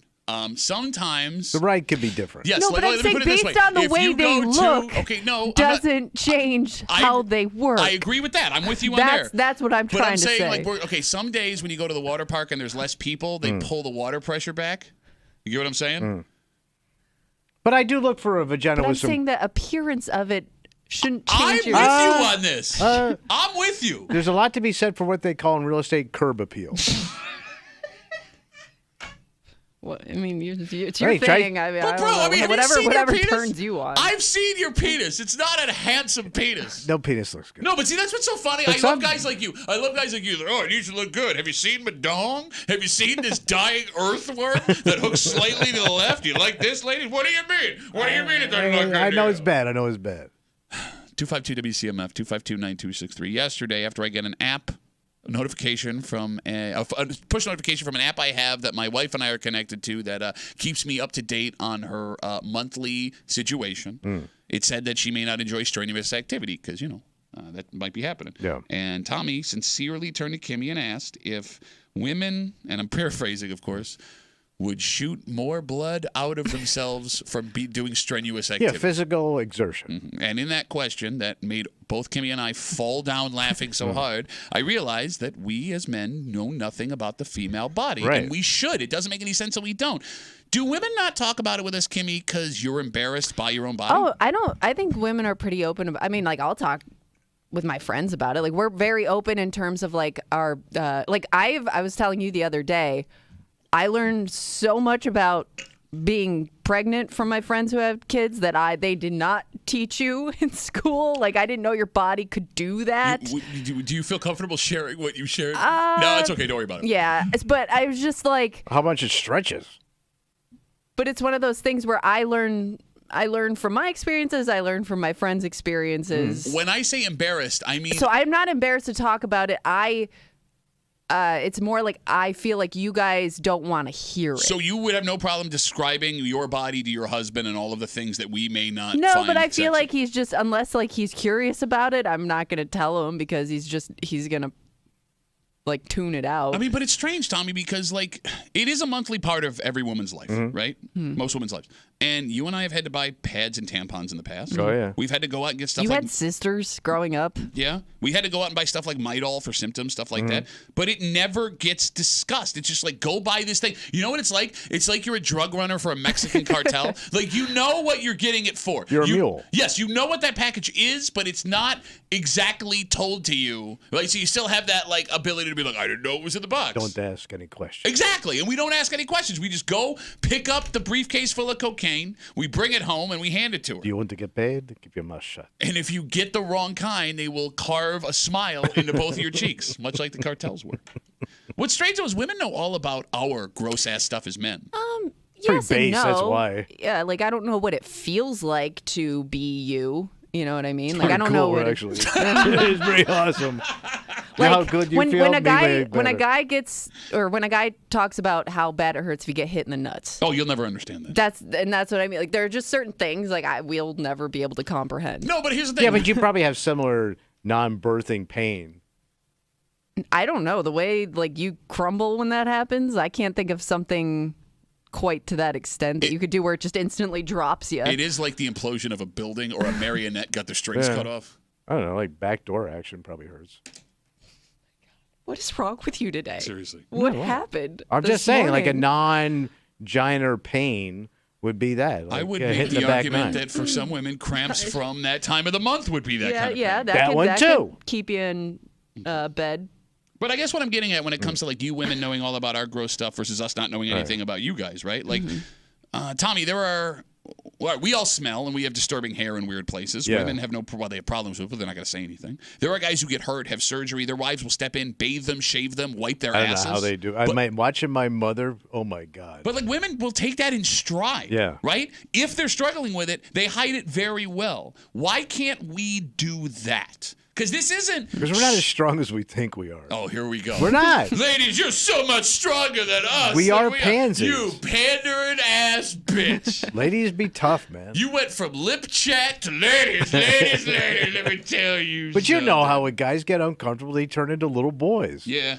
They get gross. They literally get grossed out. No, you're right. I just don't get why. Because, like, I can get punched in the face and I'm fine. We can tell. If my wife starts, like, Yeah, would you want your wife to explain? No. Is that why you asked Kimmy that question and not your wife? maybe. Yeah. That is weird. You felt more comfortable saying that out loud here. Because I don't want to get caught. I also don't want to ask questions where I'm going to get caught in a deep conversation I don't want to be in anymore. Okay. Like I put my foot in the marital Now you're bear stuck. trap, and now I'm stuck. and I'm just screaming in a forest and nobody can hear me because it's midnight. He's trying to cut off his leg at the ankle. Yeah, the more you wiggle, the worse it hurts. Is there also an age where you're just embarrassed to ask the question because you should know by now? Well, that'd be me. Yeah. That's what I mean. Well, Like you maybe weren't embarrassed to ask the question. You were pretty direct. But hey, you shoot blood out of your vagina like a super soaker. Well, look at my brother. He's 78. He brought it up on the phone. Well, but he wasn't asking. He thought he knew the answer to that question. Can we also address the other elephant in the room? That those are the conversations you're having with your brother on a Sunday? I am finding that my brother is way too involved on Instagram. Okay. Did he pay for that content? What his algorithm looks like. He doesn't even know this woman. He just follows her because he's into bodybuilding. And he knows about. Okay. I don't know. No, but I mean, like, if we're not asking our wives these questions or our girlfriends or fiancés, but we're making an active decision not to know. Because if we're talking logically, it would be way better for everybody in the world if we, you, me, every man, understood how the female body worked. You know, she could think that we care more by asking if we ask a question, which could go a long way. Yeah. She could understand why men act the way that they do. We will understand why you ladies are acting, potentially irrational for a couple of days a month. We definitely know better when to expect it. Yeah. You know what I mean? But that's so maybe that's the beauty of this app. You don't really have to talk about it because it's just it's there on your phone and you could choose to look at the information or no. It is great. It is great, and I like it like that. Right, but it doesn't give me any more information other than would you feel comfortable asking your wife about it? No, I don't want to have that conversation. I don't know. But your wife, I would think, would be the best to explain all this stuff. That's why I don't want to have that conversation because there's going to be charts and it's going to be over your head. Yeah, it's going to be a PowerPoint presentation. Yes, exactly. And that's best case scenario. Like, God forbid you ask your wife about this, and all of a sudden, like, you know, she has to lock the bedroom door so the kids don't come in, so she can explain all how this stuff works. And if there isn't a problem, I'd rather not talk. If there's no problem there, I don't want to talk about it. Well, all right. We got Facebook messages coming in. We asked guys, do you think you know about women's bodies? We have a saying on the show, men call women right. Yeah. We got a lot of women here that wrote us on Facebook. You can always get us at WCMF or the Break Room Facebook page. Dana writes, my husband and I had been dating for a year and a half when he found out for the first time women don't pee out of their vaginas. Okay. What is that? Right. I mean, how much? Unless you watch a lot of porn, you know. No, wait. You're not surprised that a grown man didn't know that women don't pee out of their. I mean, that could be a thing. No, it can't. What? What do you mean? It could be a thing. What do you mean? I mean, you could not know something. No, I understand, but that's a pretty amazing thing not to. Yeah. I mean, that's usually what would come up in summer camp. Why do I feel like you just learned that now and you're trying to be cool? No, I've watched a lot of kinky porn, man. Yeah, I would. I feel like he knows more than he's letting on. I've seen tinkle stuff, and they get up close, bro. Okay, we didn't ask. I would say if you don't know, that's a great porn to watch to learn. Besides, you know, what other things the vagina can do. There's some mom in Pittsburgh that just started like a kiddie makeup company called Tinkle Stuff that now has to change the name because of what you just said. We'll read one more Facebook message. Again, you can always get us at WCMF or the Break Room Facebook page. This comes in from Lucy. Lucy writes us, my husband was completely unaware that you didn't use the same tampon over and over again. No, there's no way, man. She goes on. Wait, it says what? when That's impossible. She goes on. She says when he brought home the first box I ever asked him to buy, he asked why I needed 20. I said just to have them just in case, and he thought they would last for years. Was his mother hanging him on the clothesline? How could you not know that? I will say I think that there are guys out there that have no idea like how often you're supposed to change them, how many you go through. Like I think that there are guys out there you just like you use one and you're good. You know what I mean? I mean, there's a reason why you carry them with you. Yeah. I think a lot of guys would not know the answer to that question of, you know, how many tampons do you use in a day? It's like wine, one bottle, one cork. Like they wouldn't even have an estimate. Wait, you use more than one in a day? Yeah. Oh, this you one can't use keep them 3. in that long because you can get the toxic shock syndrome. Yeah, you're not supposed to have them in. Like chicks have died from that stuff. Yeah. No, I understand. I wasn't sure. Like, I'm not gonna say that. I mean, do they still have tampon machines here? No, I Do you have I haven't tampons, seen like, one in out a long basket time. for you, though? Somebody brought in it's like a little bag on there, but somebody had to bring it in. I don't think they're like provided. Because the old building had all that stuff. How did you know? I've been in there. To the women's room? Yeah. Why? Well, in the morning, if nobody's using the bathrooms and somebody's taking a dump, you run into the other bathroom. There's nobody here. No, you didn't do that. Yeah. Back in the day. I don't do it now, but yeah. Now I don't, but back then, now that the statute of limitations on that story is done. No, you would take a score. You've never been in a ladies' room? You weren't afraid to run into somebody in there? Oh, the people I work with? Yes, Yeah. that's why. Yes. By the way, the people I work with, I had tasted her breast milk, I felt her up, and I've been sued. Pretty much, we're comfortable here. Huh, I wonder why that last thing happened. I don't know either. After the first two. That's crazy, right? Let's take a break. Let's go from husband, wife, boyfriend, girlfriend to parent-child. Oh, okay. Because it's been said that it's impossible to break the bond between a parent and a child. It's tight. However, there are people that would disagree based on circumstances that happen in their own lives. I would guess, but maybe we're wrong, that what this grown woman is accused of doing will keep her mother from ever wanting to talk to her again. Oh, Jesus. Because, getting hot in a fight with your mother is one thing. Yeah. Actually, it getting hot around. Creating heat. Because you have created the fire, Tommy. We'll get into it next here in the break room on CMF.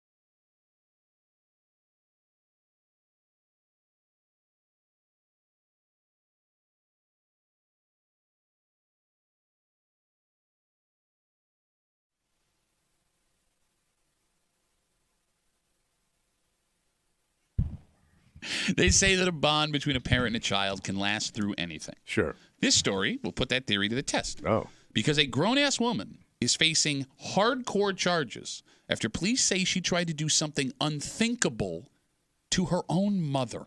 God damn.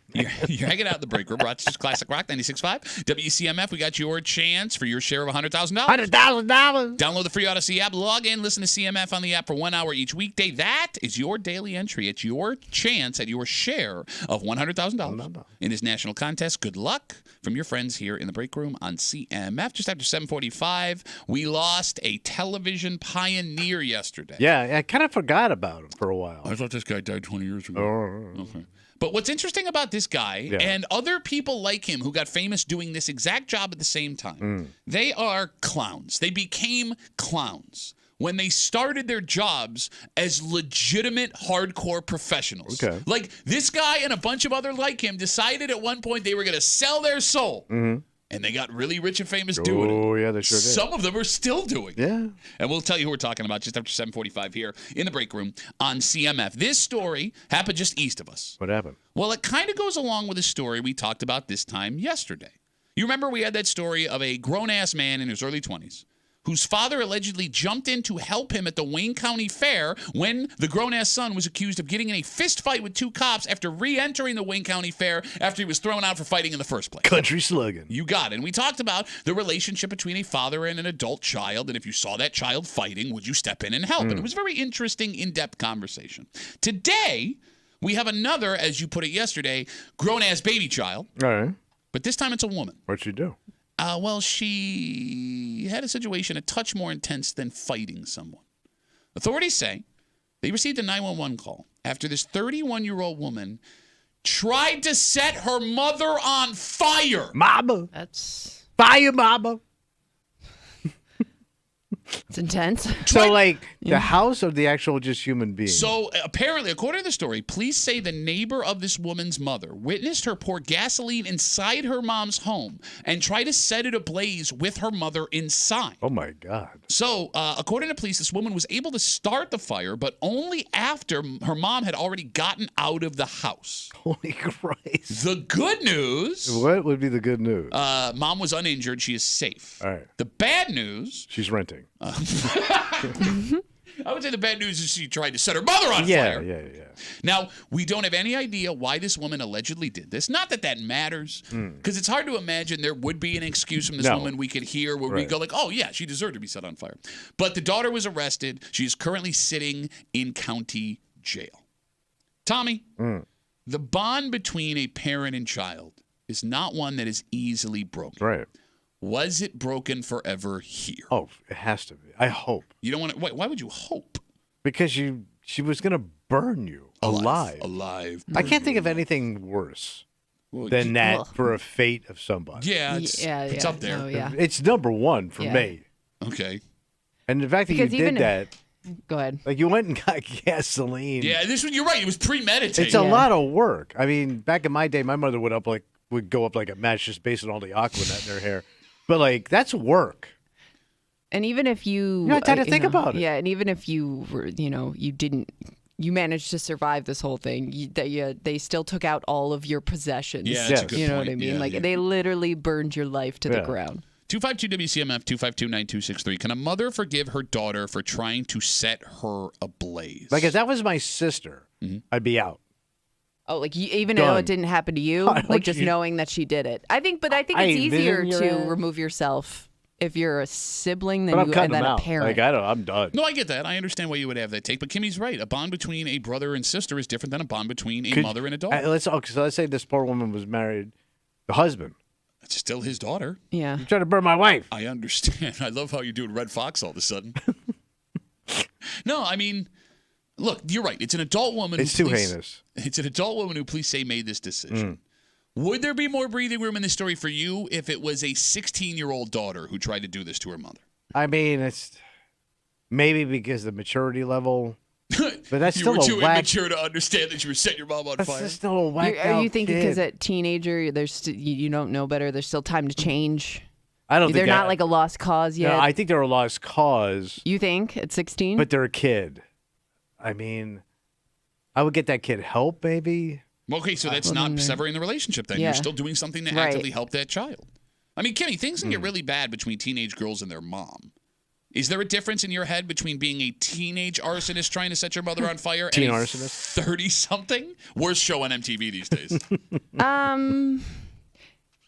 Yes, only because maybe as a teenager, like I don't know. You're learning how to become an adult. Okay. So there's still a lot to learn about life in that moment. Let's take out our life notebook. Do not try to set mother on fire. I'm not saying like it's not an extreme, and I mean, yes, I think as a teenager, I'm not excusing making that decision. You're an arsonist now. You're 16. You're beautiful, and your mom's on fire. No, look, I get why the knee-jerk reaction is no, cut him out of your life. This is insane. Whether the kid's 16, whether this person is 31 years old. But I mean, look, you've never been a father. No. You've never had that bond with another human being. No. And like as I saw this story last night, I started questioning if my oldest daughter, who absolutely would be the one to do this if one of my two children were to try to set me on fire. If my oldest daughter tried to set me on fire, could I decide in that moment that it was over with, that I don't, want to try and get her help? She's just on her own now. Yes, I don't want to be a part of her life. What if she has children? Those are my grandchildren. Yeah. Right? I mean, I would assume I'm out of their lives. Yeah, you don't know what her future holds. I mean, if she comes to me one day and says, I was in a bad place and I made a mistake and I can't tell you how sorry I am, do I open that door and let her speak to me? Do I say, no, this is your one shot? How much time would you give it? Exactly. I mean, all of these are valid questions when you have this bond of a person that is half you. Would it also bother you that you raised an arsonist? Like she had that in. Did you give her that gene? Well, that's what you get for watching Chicago Fire every night. You've dialed that back. You're saying like you would take a look at yourself. Like, did I bring this upon myself? Is some of my genes made you nuts? Okay.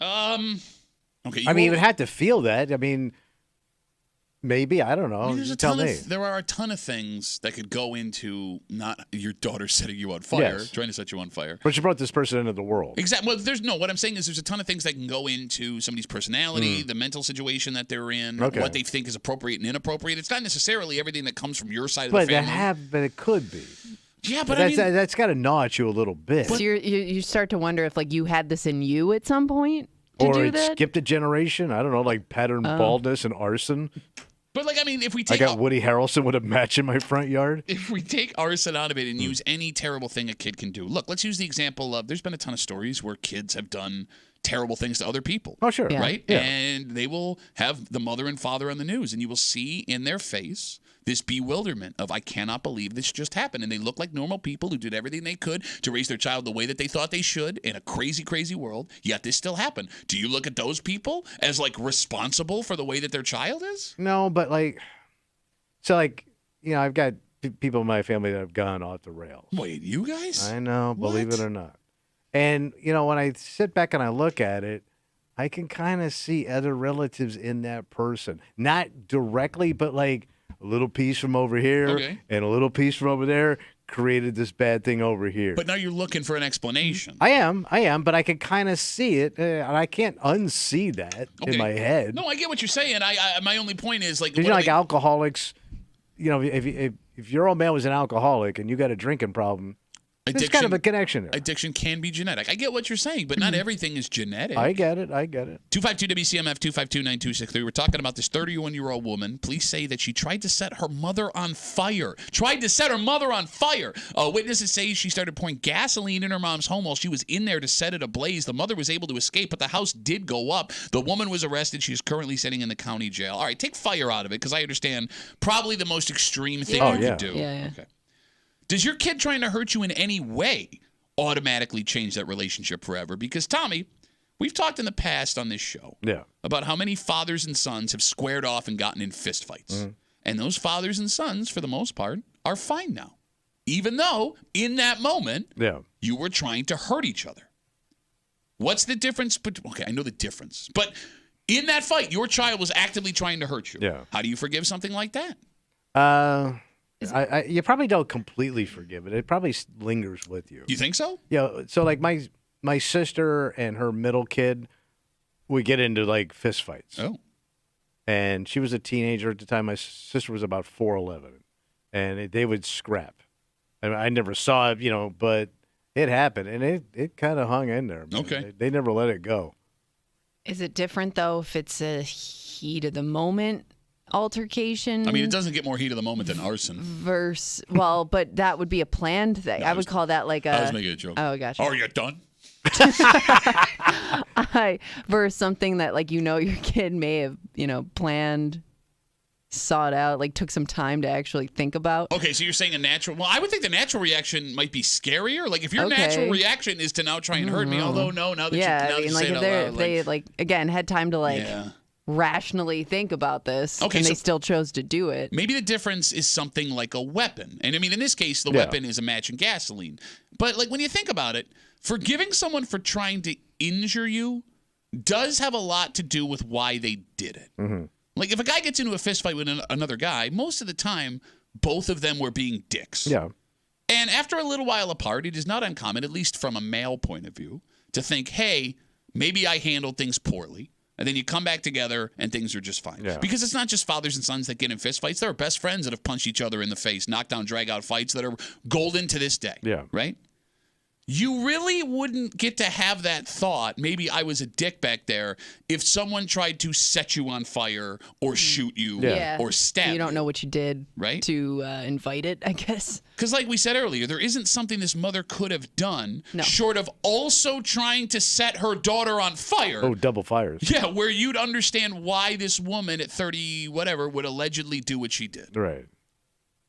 I mean, you would have to look at both sides of the story. So could this then be one of those things where you couldn't even ask for forgiveness? Yeah. Even like later on down the road. Hey, man. Like maybe if you've gone through some changes. So sorry about the can of gas and the lighter and burning you to death. God, what was I thinking, man? Because that's what that would sound like. But people change.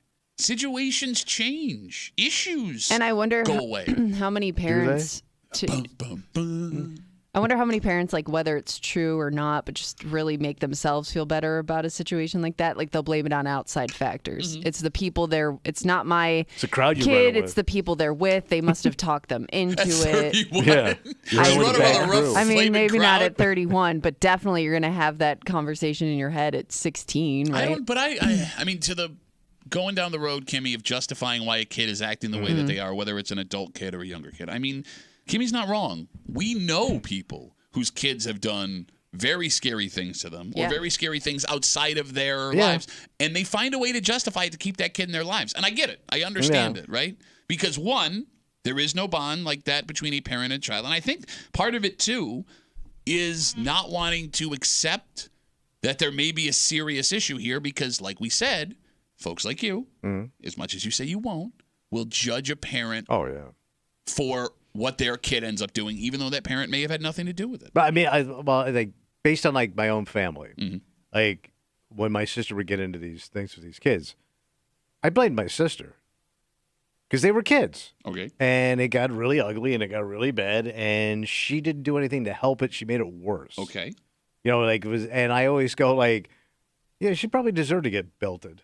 But that's not a fair statement because you don't know the other inside factors that kid was dealing with. And further, look, man, I can love my child and I can provide for my child and I can try and be there for my child. I'm not a licensed psychologist. No, you're not. I don't know. I mean, I don't know. You don't know if there's something else happening there. And I'm also a human being where my emotions can get the best of me sometimes, where I say things that I will regret 2 minutes later, right? Now, thank God I don't think I've said anything that heavy to my kids, but there are times where I've walked away after disciplining my kids verbally, obviously, where I'm like, it probably wasn't the best thing to say. I mean, we probably all, when it comes to families, everybody's probably had a hand in the situation you're looking at. Okay. Because you've all probably said something at some point you don't even realize that's contributing to whatever you're looking at right now. But nobody wants to think that way. That's what I mean. But I love how you do it. Nobody wants to think that way. And, it's not the right. It was the parents' fault. But I blame my sister. It was the parents' fault. But I also blame my father for the way he treated my sister. Oh, my God. Yes, you do. I do. But I witnessed it. I know. Look, and that's fair. And that's a fair statement. I just know you. I also blame my mother. You're the king. And the water department. You're the king of pushing responsibility off of you. I'm a shame shifter. Ooh. Yes. That's a good way to put it. Oh, I'm good at it, brother. Shame shifter. I am. All right. So, moral of the story. Shame shift. Don't shame shift is one. 2, raising a child will be the hardest thing you ever do in your entire life. Oh, yeah. And 3, and I think this is the most important moral of the story, don't try to set your mother on fire. Okay. Good? Yeah. Okay. We lost a legend of television. Oh, yeah. A pioneer. See, this guy goes back to me in high school. Well, but that's what's weird about this is when he was in high school, when you were in high school watching this man, he was legitimate. Yeah. He had a serious job, and he was doing serious things, and he had a goal trying to make the world, I assume, a better place, because I think that's why most people got to get into this. And at one point, he made an active decision to shift. Yeah. And he wasn't the only person, because there were lots of men and women who were serious news people that decided this is what they wanted to do. Does that make him a sellout? Because, like, yesterday, he was being honored like he changed the world. And I guess in a way he did. Well, he created a new form of talk. But I would argue that wasn't a good thing. Probably not. We'll get into it next here in the break room on 96.5 WCMF.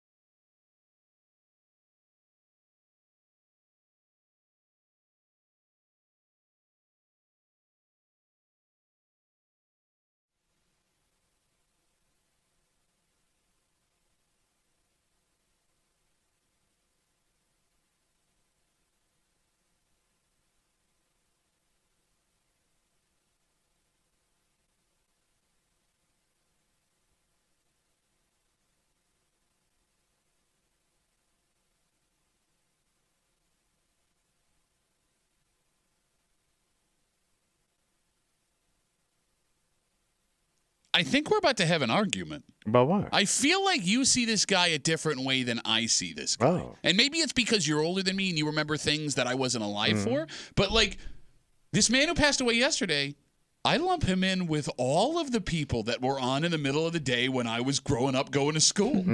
You're hanging out in the break room, Rochester's Classic Rock 96.5, WCMF. Yesterday, television legend Phil Donahue died at the age of 88. Fun fact, I thought he died 20 years ago. I completely forgot about him. Well, he completely disappeared, right? Like did he ever do anything after that show? So Marlo Thomas. Folks. Do you know who Marlo Thomas is? Nope. Oh, my God. Why would she know who Marlo Thomas? Why would Danny Thomas? One of the co-founders of the Miami Dolphins. Why would she know who Marlo Thomas is? All right, just saying. By the way, they met when he interviewed her. You know that? Yeah, they've been showing it all day yesterday. Okay, so it's a little creepy. Why is it creepy? Of all the things you said this morning, you can't call anybody creepy for the rest of the day. But he's interviewing her and he's getting a rail at the same time. Okay. You can see it.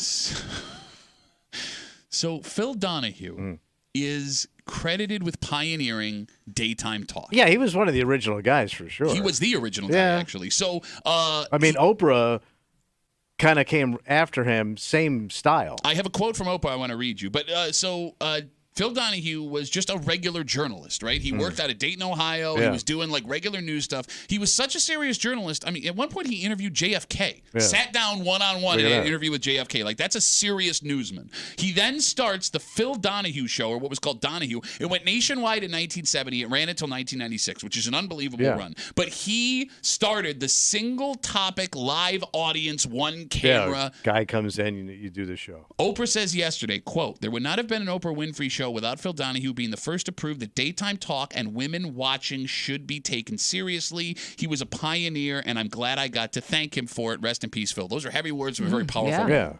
That being said, he got super famous, the most famous, becoming just another trashy midday interview television show. He went shock. Exactly. Now, if it wasn't for Phil Donahue, you don't get Oprah. You also don't get Geraldo, Sally Jesse Raphael, Jenny Jones, Jerry Springer, Ricky Lake, Maury. I could go on. Right. What was weird about most of the people we just mentioned, including Phil Donahue, like we said, they were legit news people. Geraldo, Maury Povich, Jerry Springer were actual journalists who did hard-hitting news stories. And they decided to make a name for themselves in this talk format. I mean, Donahue was no exception. And it's strange to me, Tommy, phone number being 252-WCMF. Their careers ended with all of them being ringleaders of like the trashiest television we had ever seen. Yeah.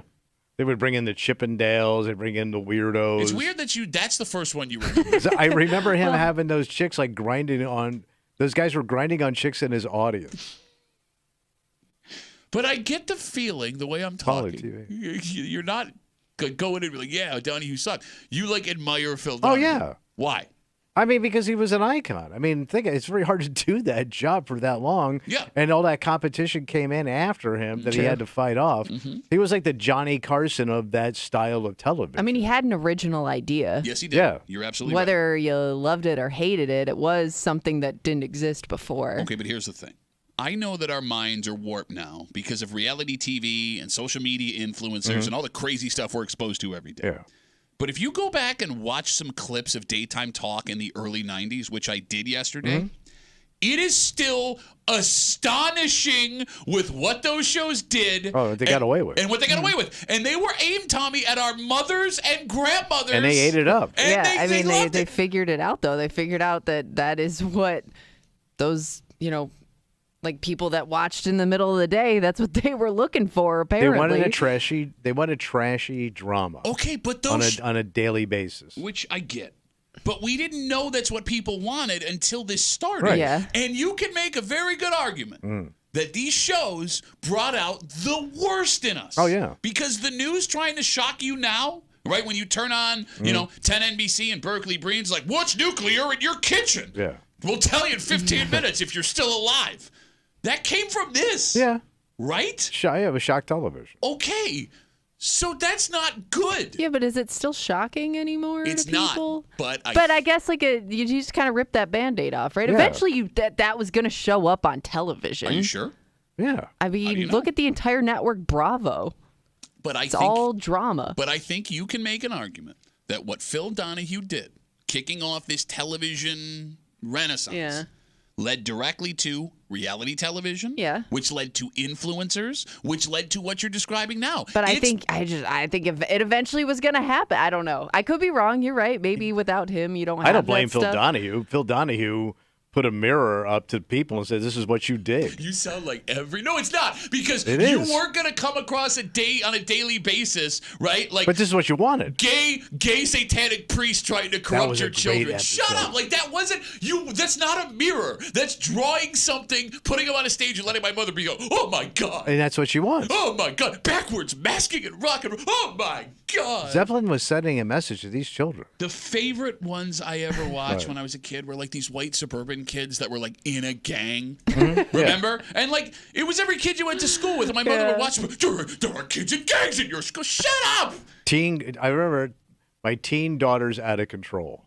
And then they would bring this girl out, and she was doing every horrendous thing, and the mother was just like a carbon copy of it, like just an older version of the out-of-control teen. And then they would bring in like a psychologist to talk to them.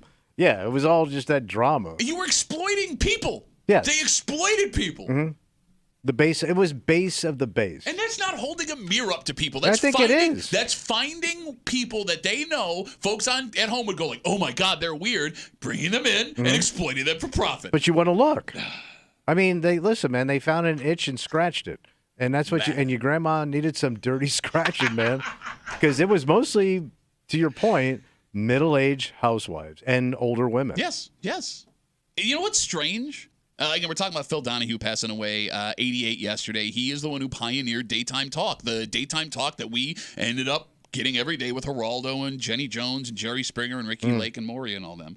Oprah's like the one who didn't. No, you're wrong. Didn't permanently go down that road. But Oprah went down that road for a while. She had all that crazy stuff. You're right. Then she became like this, like. It changed. The brand changed. Yeah, it's weird how she was the one that was able to throw the brakes on it and steer it back. And even look, I think she was able to steer it back because I think it went in extreme directions, right? Because then you had like Jerry Springer, which was like way over the top. So you needed that other. You needed the opposite too. She took the high road. But again, after playing in the dirt for a little while. But she also still gave everybody a car. Well, I think. She would also throw candy at you. I think it's better to give someone a car than to bring in some 15-year-old girl from some small town and. No, but I think she still had to do that to keep it going. You see, exploiting people and giving people a car is the same thing. I think it's the same. Yes, I think it's the exact same thing. Really? Yeah, I think you're just throwing candy at people what they want. Okay. I didn't get a car. Yeah, I was going to say, but I didn't get a car from watching Oprah. No, but she got a lot of publicity out of that. Sure. That fueled her ratings. Okay. I mean, but she didn't give anybody a car. The proud people at General Motors did, but they made it look like Oprah gave you a car, Okay. But how is that, like, I guess, You're negative? just manipulating an audience. There's a difference between manipulation and exploitation. I think it's the same thing. Man, no, there's two different I'm just trying to hold your attention. I'll do whatever it takes. Listen, if Oprah couldn't get any ratings doing what she was doing, she'd be back down with Donahue. You're right. And here comes the midget version of the Chippendales. You're right. But what's weird about it, again, like, I guess it comes down to this question. Right. How do you remember these people? Geraldo, Maury, Jerry Springer, Phil Donahue, when it's all done. Kind of just loop them all in the same group. But they were successful. Yeah. They were successful. Wildly successful. But I'm saying even before they got to the talk shows, right? Because for them to get a daytime talk show, they had to have national recognition where people wanted to tune in. They could have, for the rest of their lives, been legitimate journalists. But they wouldn't have made the money they made doing this. Okay. So I mean, Phil Donahue would have been the biggest name in Dayton, Ohio. You're right. But they brought out the worst in us trying to scare us at our most base level, like you said. So are they pioneers or are they sellouts? Man! I think they're pioneer sellouts. You can't be both. Yes, you Why? can. You cannot Yeah, be you both. can. No, you can. can't. Why can't you? I pioneered selling out. There's one pioneer. Shut up! You put your fist I think in the air you can do like you're in both. Mexico in '68, you idiot. Just because you're. Come on, Tommy John? Not Tommy Smith. Tommy Smith. I'm wearing Tommy John underwear. So it was when Tommy John and Untuckit won a Golden Bronze medal at the Mexico Games. I do have a question because I guess I was really too young to remember like the height of all these going on at the same time? Because a lot of them overlapped, right? Yeah. Most of them. Was there like a judgment based on which show you were more loyal to? Like, did certain people look down on others for being like a Ricky Lake person versus like an Oprah person? You know what I mean? I don't remember. Or did I you don't just remember watch that. all of it? I will say the worst and best was a guy named Morton Downey Jr. He took this thing to a level that I didn't think you could go to, and he became like the biggest thing around for a couple of years. And it burnt out quick. He went nuts, but man, at the height of his career, he was doing some of the most insane stuff. That guy was the worst. Yes. He was the worst. Mm-hmm. And you can't sit and be like, man, I wish I. It's not even a brilliant idea. Like, that's what bothers me, too. Like, they didn't invent, the steam engine. They didn't come up with, drugs to treat cancer. They were just like, oh, you like crap? Here's more crap. Here's a big old plate of crap. But, like, when he would bring in, like, two confrontational political parties and then put them on stage and just let it happen and then let the fight happen. And, like, it was so. See where it goes. I forgot how fat Al Sharpton was. If you go back in YouTube, Morton Downey Jr., Al Sharpton, that out of context statement will make sense. You won't believe how heavy that dude was. He was big. He's kept that weight off for 30 years. Good for him, man. I want to know his secret. Didn't he say he had surgery? It stuck. I know guys that had surgery that ate around it. I know. They put it in overpass. You asked it. I thought he doesn't. I thought he just went a strict diet. All right, well, rest in peace, Phil Donahue. Yeah. You pioneer or sell out, one of those two things. It could be in the room right now, and it could kill you. Our ratings? Coming up next, gay fishermen targeting your teens. No. This is something that Kimmy personally went through 2 weeks ago. Yeah. And It was weird that like literally a week later this story showed up. Well, no, it makes sense because Like an illness? No. Kimmy, it says in the story that now is the time of year where stuff like this is going to happen. Yeah, I did not know. What's weird is for Kimmy's one, which is scary enough, this woman in the story found out that she had a lot more than one. Oh, my God. And we'll tell you what we're talking about next here in the break room on 96.5 WCMF.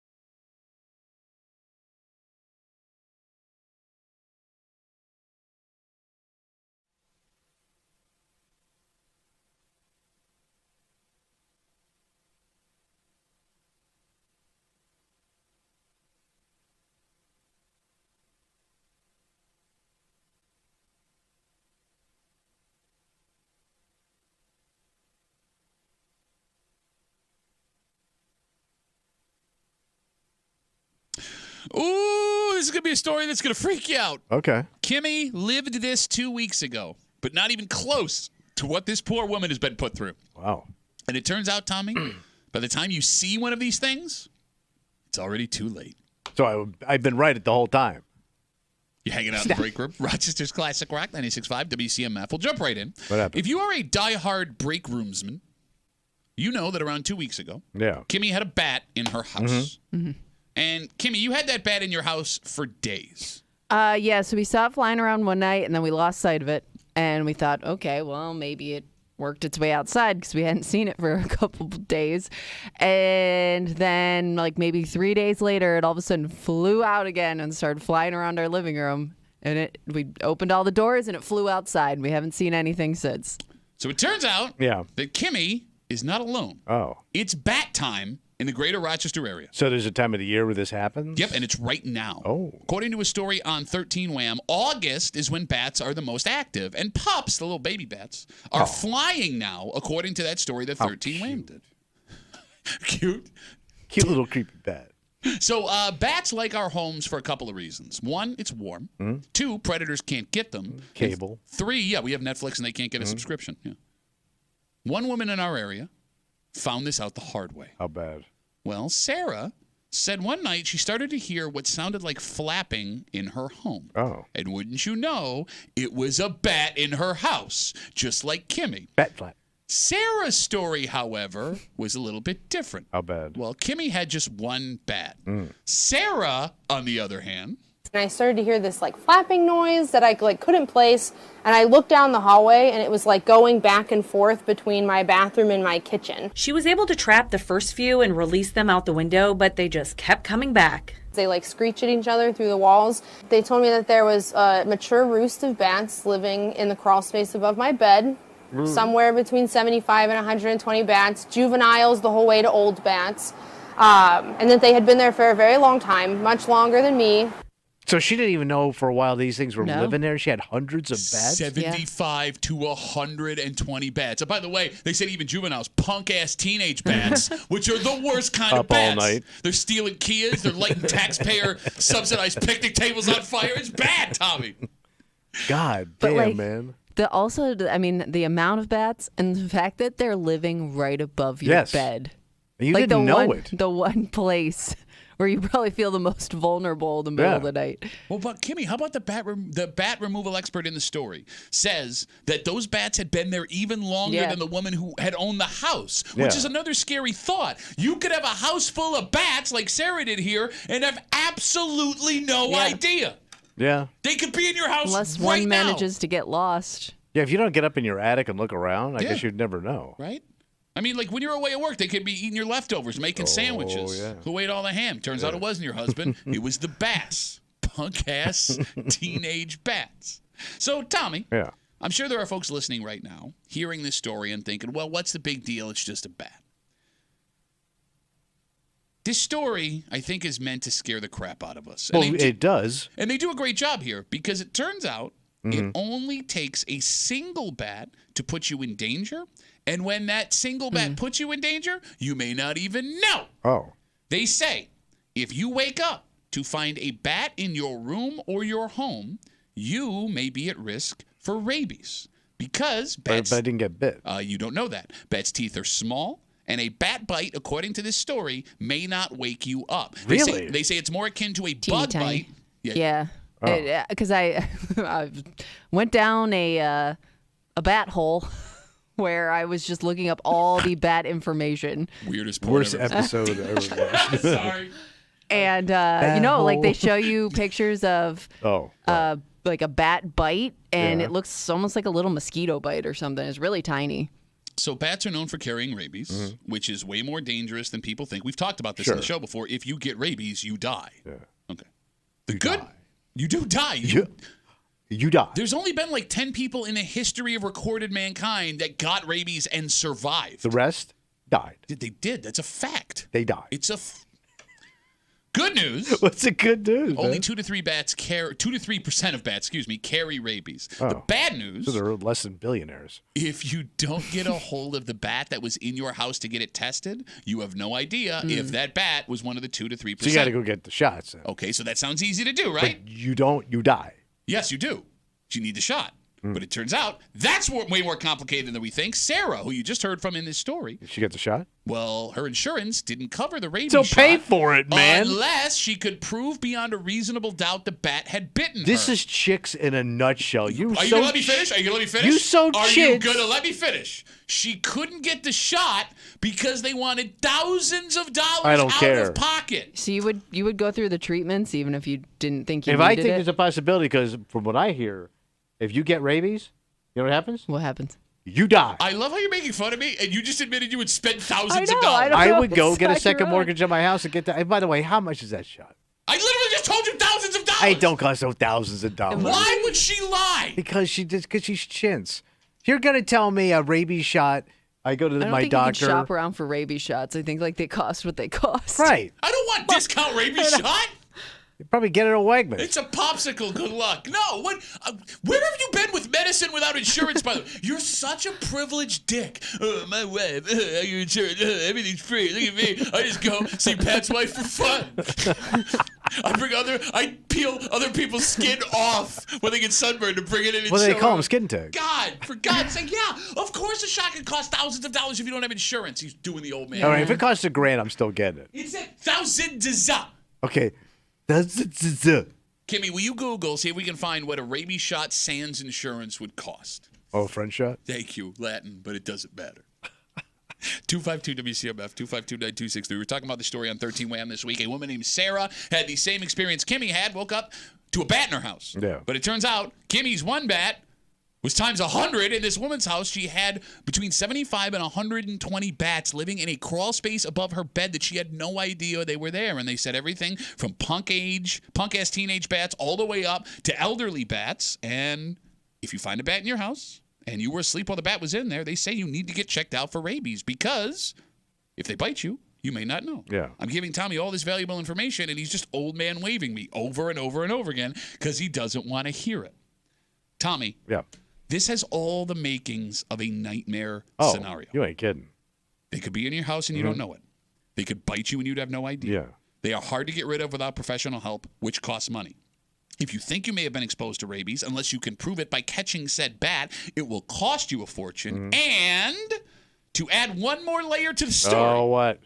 They talked to a bat removal company in this story. Credit to 13 Wham. They cover this thing all the way around to answer all your questions. So the exterminator. No, it's not an exterminator because it turns out bats are a protected animal. Okay. Some are almost on the endangered species list. They say the little Not in her house. they say the little brown ones specifically are dying off, so you don't want to kill them. All right. If everyone decided to take these bats out, it could create bigger problems when they're not around to eat the bugs that also spread disease. Okay. Right? So it's not even like it's a mouse or a rat situation where you can go all Rambo on these things. You have to do it the right way. All right. So they just have to be removed. You can't do anything to hurt them. Okay. Why are you making a face like that? Huh. You're making a face like you're going to kill it. Like you're already planning to kill bats that don't exist in your house. I wouldn't. I don't even think you'd know how to go about that. He ain't man enough to kill no. him. Swat him. With what? A swatter. Bro, I've seen you get out of a chair. You think you have that's your reaction time to kill a bat. Give me, you son of a- What are you You just catching piss with it that? off. I see a bat. I said, get out of here, damn bat. Do we have a number on an insurance-free rabies I don't shot? know. These like a wild range of costs. Okay. I'm seeing, again, I don't know if this is with or without insurance. This says it could be about $500 per dose So you have to take multiple shots, by the way. This says $3,000. I don't know. I don't That's know a what really the answer good is. Like I said, this information is all over the place. Bro, there would get to a point, if you don't have insurance, no matter how much you think you're willing to spend, where you simply could not afford So it. then you die, according to a buddy of mine. If you get rabies, you die. You die. Kimmy, will you please Google the percentage of people or the number of people that have survived getting rabies? 10 in the history of bat people. I don't wish bad upon anybody except you. I hope you get rabies. And As of 2024, fewer than 20 cases of human survival from clinical rabies have been documented. 20 in the history of documented medicine. Since the Bible. The last case was in India in 2017. That's worldwide? That's not America? That's 20 worldwide? I guess. Yeah, go ahead. Hey, Keep go laughing, away. I just don't get, like, guys First like you move you. the India around your mouth. I Guys wouldn't even like- understand you. Guys like you, you're like, "Ooh, you're stupid. We'll give you information." And then when something bad happens, well, nobody told me. Nobody told me. Let me ask Kimmy how her ovaries work because I want answers to things. Which is a thing that really happened that we talked about this morning. Way creepier than bats in your house.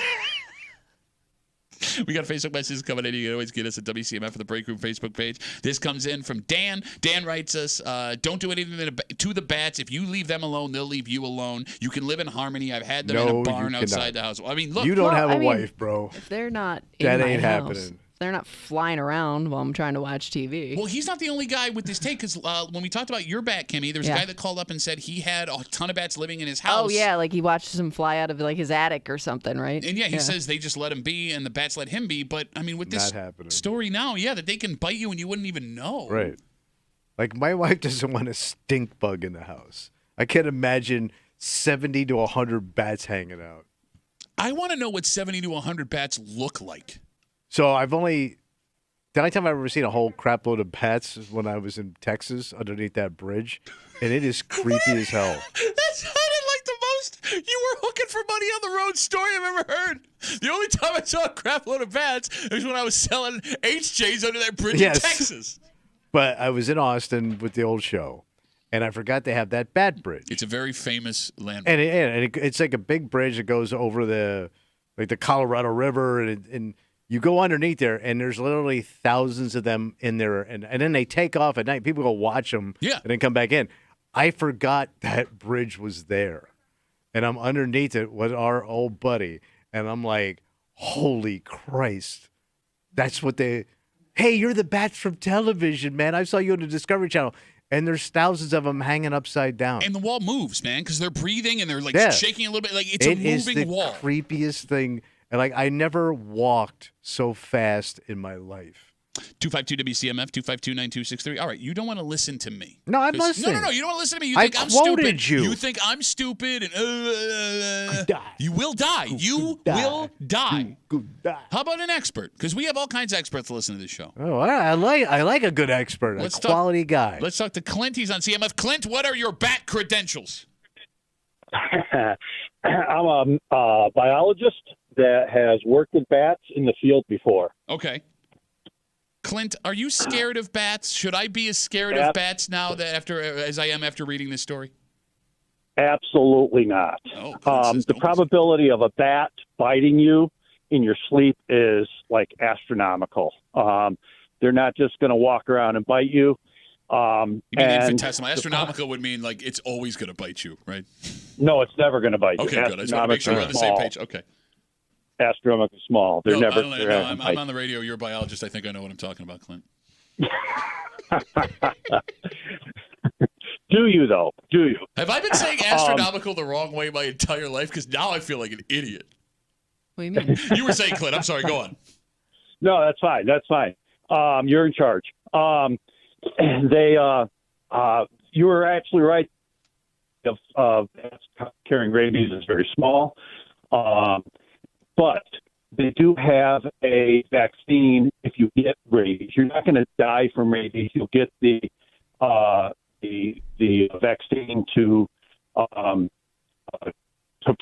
prevent you from getting the disease. Yes, no, I understand. So after in the you story, get- I don't know if you caught us later. The woman said she went to go get the shots, but she didn't have insurance, and she couldn't prove to the insurance company that the bat had bit her, which they needed proof for. So it says it was going to cost her thousands of dollars. Well, thank God she didn't run into Clint. No, I think You know what he would have said? What's that? But do you feel lucky today? Shut up. Do Go you, home. bitch? Go home, you dumbass.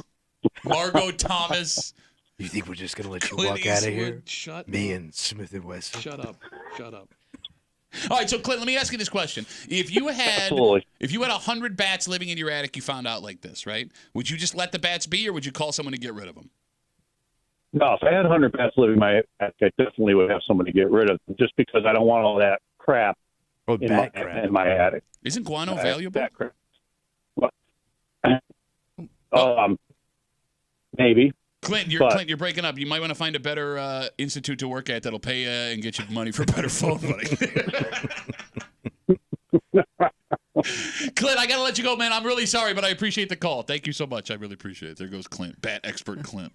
What are you laughing at? Like, you're laughing because you don't even understand what's going on. I get it, man. You're like that guy in One Flew Over the Cuckoo's Nest who just sitting in the chair laughing. I also do kind of want to point out you're like you're acting like you'd be cool with the bats, but your wife wouldn't be. Like, you would be fine with living in a. Let's say you lived on your own. You have found out you had 200 bats living in your house. You're cool with that? Yeah, to have somebody to talk to. Hey, Maybe become my friends. Do you remember what happened when a mouse ran across the floor in the studio? I do. What happened, Kimmy? What happened? I did one on my shoes. He put his dainty little feet up on his chair. It was so funny watching him try and pretend like it wasn't bothering him, but like the I don't look in want his a eye. mouse going up my leg, grabbing my nut. No, like the look in your eye is what I imagined the narrator in All's Quiet on the Western Front looked like when they first went over the trench. You know what I'm saying? Oh no, it's real! It's a real mouse. The mouse is gonna get me. Let's take a break. Yeah. We got Where They Whining coming up. That's in a little while. We'll get to that in just a second. But we're talking about 13 Wham, how they did this story really well last night. There's another genius idea they've come up with. 13 Wham? Yes, every man who has ever played high school football in the history of Section 5 will be on their website as soon as you find out what they've done. Oh. And work will come to a standstill this week. Oh, this is some big stuff. Well, it is, buddy. And guess what? You're probably going to be exposed to some of it. Me? Well, you didn't play football. No, but I know guys that think they played football. Well, no, there are guys that did play football, and they got some things they want to show you now. Oh, God. We'll get into it next here on CMF.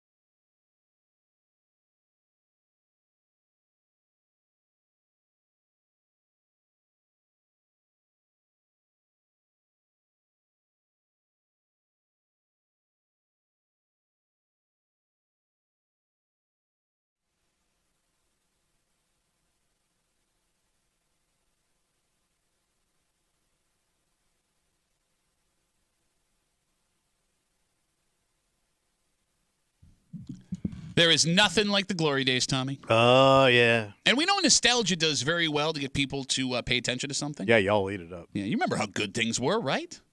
Well, one TV station is now going to allow you to remember how good you were. And as soon as this goes live, workforce production in the greater Rochester area is going to plummet. So what is it? You're hanging out in the break room, Rochester's Classic Rock 96.5, WCMF, just after 8:40 this morning. Or excuse me, after 9 o'clock. Give us about a half an hour. We are going to get to Where Are They Whining? Oh, yeah. Kimmy's got her post ready to go. I'm feeling good, man. I'm feeling super good. I got my Olympic zip-up on, which makes me feel like a champion. What is it for? It's a U.S. Olympic team. No, but for what team? Oh, it does. It's just the general U.S. Olympic team. Oh, yeah. Generally, you go to the Olympics and perform. I am on the Olympic team of Where They Whining, which you will see just after 9 o'clock here in the break room on CMF. Tommy, did you know high school football season is underway in Rochester? Yeah. Summer practice has started this week. And one TV station in town is fully committing to the football fever that's about to overtake everyone with high school, college, and the NFL. So what are they doing? 13 Wham announced yesterday they are compiling full seasons worth of their high school football highlights from decades in the past. Oh, man. It's like the archive. And uploading them to the Section 5 football archive on their website. That is brilliant. So you can go to all those games that they filmed? Yes. Well, now, back in the That day, covered? Maybe just the highlights. It's the highlights of Yeah. the game. So guys that played ball here in town can go back and see how great they were for every game that 13 Wham had a camera guy at. And it looks like it goes back far. For example, one of the clips they put up on Twitter yesterday had a sectionals game played at Fawver Stadium at the U of R, and I think they stopped playing games there in the late 90s. Oh. Damn. So 30 years of, no, less than 25 years? 25 Okay. at minimum, and it could be longer than that. I saw So that. what do they call this? When you had hair? Kimmy? Yeah. Good idea. I think this is a brilliant idea on 13's part. Because I guarantee you there have already been guys out there that have looked for this and tried to find those old highlights. And, I mean, the second they find out this exists, not only are they going to want to watch the highlights over and over, they're going to want to put it on something where they can show other people. It's going to be a viewing party. It's going to be very sad. Okay, so this creates a few problems. Oh, yes. Right. One, work is shot in the ass. Oh, yeah. Over the next 2 weeks minimum for guys that want to watch how they looked back in the day. But I guess you would have to be, if it's highlights though, you would have to be good enough to have earned that spot in the Kimmy, news. I'm telling you. So like maybe it's not going to affect as many guys as we think. No, because you're going to go watch your buddies. And True. you're going to go back and see Just if you were part of the team. If you were standing on the sideline. You still attach yourself to that game. Exactly. You're going to go back and check this out. And here's the thing. It's going to happen at work because it's the perfect time killer, right? Like you want to go find this stuff every other part. You don't want to waste your time. You're going to do it at your job. Question. Yeah. Are you obligated to watch a coworker's high school sports highlight reel? I think you are going to be more curious than you think about it. Oh. I mean, you may just want to see if that person was telling the truth or not. Okay, see, you're a very optimistic person. Okay. This man across from me, a little more cynical. Yeah. Tommy, are you obligated to watch a coworker's high school sports highlight I'm not reel? obligated. I do want to make fun of you. See, like I think you're, whatever reason you have for wanting to see it, Sure, I think there will be guys curious. Because let's say there's a guy upstairs we like, but we know. Yeah. We know. You're looking him up. Yeah. No, let's say he comes downstairs and wants to show us. Which is entirely possible. Yeah. Oh, I'm looking. Yeah? So are you. Okay, but here's the thing. Like What? you come on the radio, right, with your microphone in your face and your leather chair, and you talk so tough. Man, yeah, I want to see it. I want to make fun of it. I do. Tell him he's an idiot. You won't. Why not? You won't do that because this I man's make gonna, fun of them when they come in here and creep on Kenny. Okay, yeah, but that's Why would I different. pull the brakes up on this? Because this man's going to come in with his phone in his hand. Yeah. And he's going to have a light in his eyes that you've never seen. His pride. He wants you to respect him and be impressed by what he did in the past. And I'm telling you, Then don't come in here in boat shoes. knowing what a bitch you are, you are a coward. What else? Known hider. Yep. Yeah. You will not have it in you to criticize that man to his face. And I'll go further. You will sit. Oh, cool, man. Awesome. Yep. And he'll watch every Well, I highlight mean, that it's this a guy guy knows. that That's what I can't mean. take it. Wow, look at you. I'm so tough of a chubby. So, man, it's pretty cool. You played and killed on your mom for. That's really cool. That's great. So I'd be a little bitch. You would be a huge little bitch, but I don't blame you. I mean, I blame you for pretending you're tough. I don't think you will be able to. One, I think you have to watch all the highlights because it's too awkward to get out of watching them. And two, I think you have to at least make them think you're genuinely, sincerely complimenting put on people. I understand. But did you not see me run for 3 touchdowns against Canandaigua? Because check it out. Not only are you... No, of course not. Yeah. Although I was in a formation called fatbacks where they put 2 defensive tackles in the backfield, and I got to carry the ball twice. Oh, I thought that what your mother was serving that night for dinner. It probably was, actually. Joke's on you. We couldn't afford bacon. So you played... Weren't you in like a state champ team? You okay over there? I forgot. Didn't you? Yes, we won a state championship when I was a junior in high school. Oh, so you got You would have been in that footage somewhere. Oh, you're all over it. I'm in there. I mean, somewhere. You can watch you going up and down the bench. What sport did you play again? Why would you be going? Yeah, sport. No, you didn't even play that. I went to work. I was part of the workforce. You didn't even play sport of life because your dad was rich and you're squatting your wife's house doing a job. UAW what? Union of Ass Wipers? Yes. Well, technically I was. You think about my me career. I also want to point out. Hold on. What are you getting at? What are you getting at? What? Yes, I will be in some of these highlights. So let's take a look. I don't want to go look at my old highlights. I don't think you they're got a there yet, ring. are they? Would you make fun of me for continuing to hold on to it? I never made fun of that ring. No? Just the idiot holding it. I'm going to wear it tomorrow. How about that? You should. Wear it with pride. Maybe I will. Show it around. I do have pride in that ring. You should. You earned it. It was a great part of my life. It was a lot of fun. Your parents spent a lot of money for you to get that ring. Your Did parents drove you and took you to places and spent money? You'd think so, but they actually didn't. I'm sorry. What were you Did you have to buy it or did they give it to you? No, we had to buy it. Yeah, of course. So I didn't know if you got, you win that. That's where I bet him he was shining shoes down at the comedy club. I don't know if you heard. I don't shine shoes no more. No, man, he'd been making his shoes look like mirrors. Remember how this finished? Because I got no problem finishing it the way they did. 252 WCMF 252-9263. 13 Wham is now putting up every Section 5 football highlight they have ever recorded, going back decades, in their Section 5 high school football archive on their website. So are you going to be able to search names, or do you have to search teams and Probably years? games, I wonder right? how easy it's going to be to find certain people. Yeah, I'm guessing. I'm sorry. Go ahead. I'm also thinking, even if you weren't really let's say this wasn't your highlight, like you were getting run over by somebody else. You're probably still going to brag about it if that guy ever went on to do something. Oh, 100%. You know what I mean? Absolutely. Like, you're going to have to watch non-highlights of people. Like, look, I'm just as bad with this. So every year they play the Hall of Fame game at Tom Benson Stadium in Canton, Ohio. Yeah. Okay, it's on national television. Oh. When I was in high school, we traveled and played that Canton team in that stadium. Wait, you're on national TV? No. But we played in this NFL stadium. Oh, okay. Yeah, so it was like the coolest experience of my life until the game started. And we just got steamrolled. It was the only game we lost all season, but we got brutalized. These kids were huge, man. They were huge. Little big Ohio boy. I couldn't believe it. And this team wasn't even that good in Ohio. Yeah. Every year that game comes on, I have to point out to my wife and children how I played in that stadium, and I was there, and it was super cool. And despite the fact that we got our asses handed to us. But you were there, I was there. Man. So are they just doing this for football? It sounds like right now it's just for football, but I'm sure if it's successful, they'll do it I'm for everything surprised else. every high school doesn't post a site like this and have it out for people. Well, maybe the high schools don't have access to it. Oh, true. But don't they film every game? So now they do. But back in the day, I mean, Yeah, look, kids now, I would imagine, have access to. There are services that'll come in and film your kids' games for them. But I would say that didn't exist until maybe 10 years ago. So kids don't know how good they have it. Because back in the day when we were playing high school sports, you had to hope that your school was on the list of the camera guy from one of the stations to come. Like when you saw that TV camera show up, you showed off. When Hollywood came to town. Or even better, if there was a photographer, you didn't know what paper they were from. Was it the DNC? Was it some small town paper? Right. So you had to go the next day or the next week and check every single paper to see if your shoulder with your number was on it. And then Kimmy's right. There was a company that would come out with standard video cameras and film every game. And at the end of the year, you could buy a VHS cassette tape. Man, bend over for that price. It was ridiculous. It would have to be. We never got it. I always had to borrow my buddy so I could go back and watch it again. 252 WCMF. We are very fortunate. We got Facebook messages coming in. We'll get to those. We're talking about this new 13 Wham thing they're going to have on their website. Yeah. The genius man who created this, according to him on hold here, Tyler's on CMF. Tyler, you work over at 13 Wham?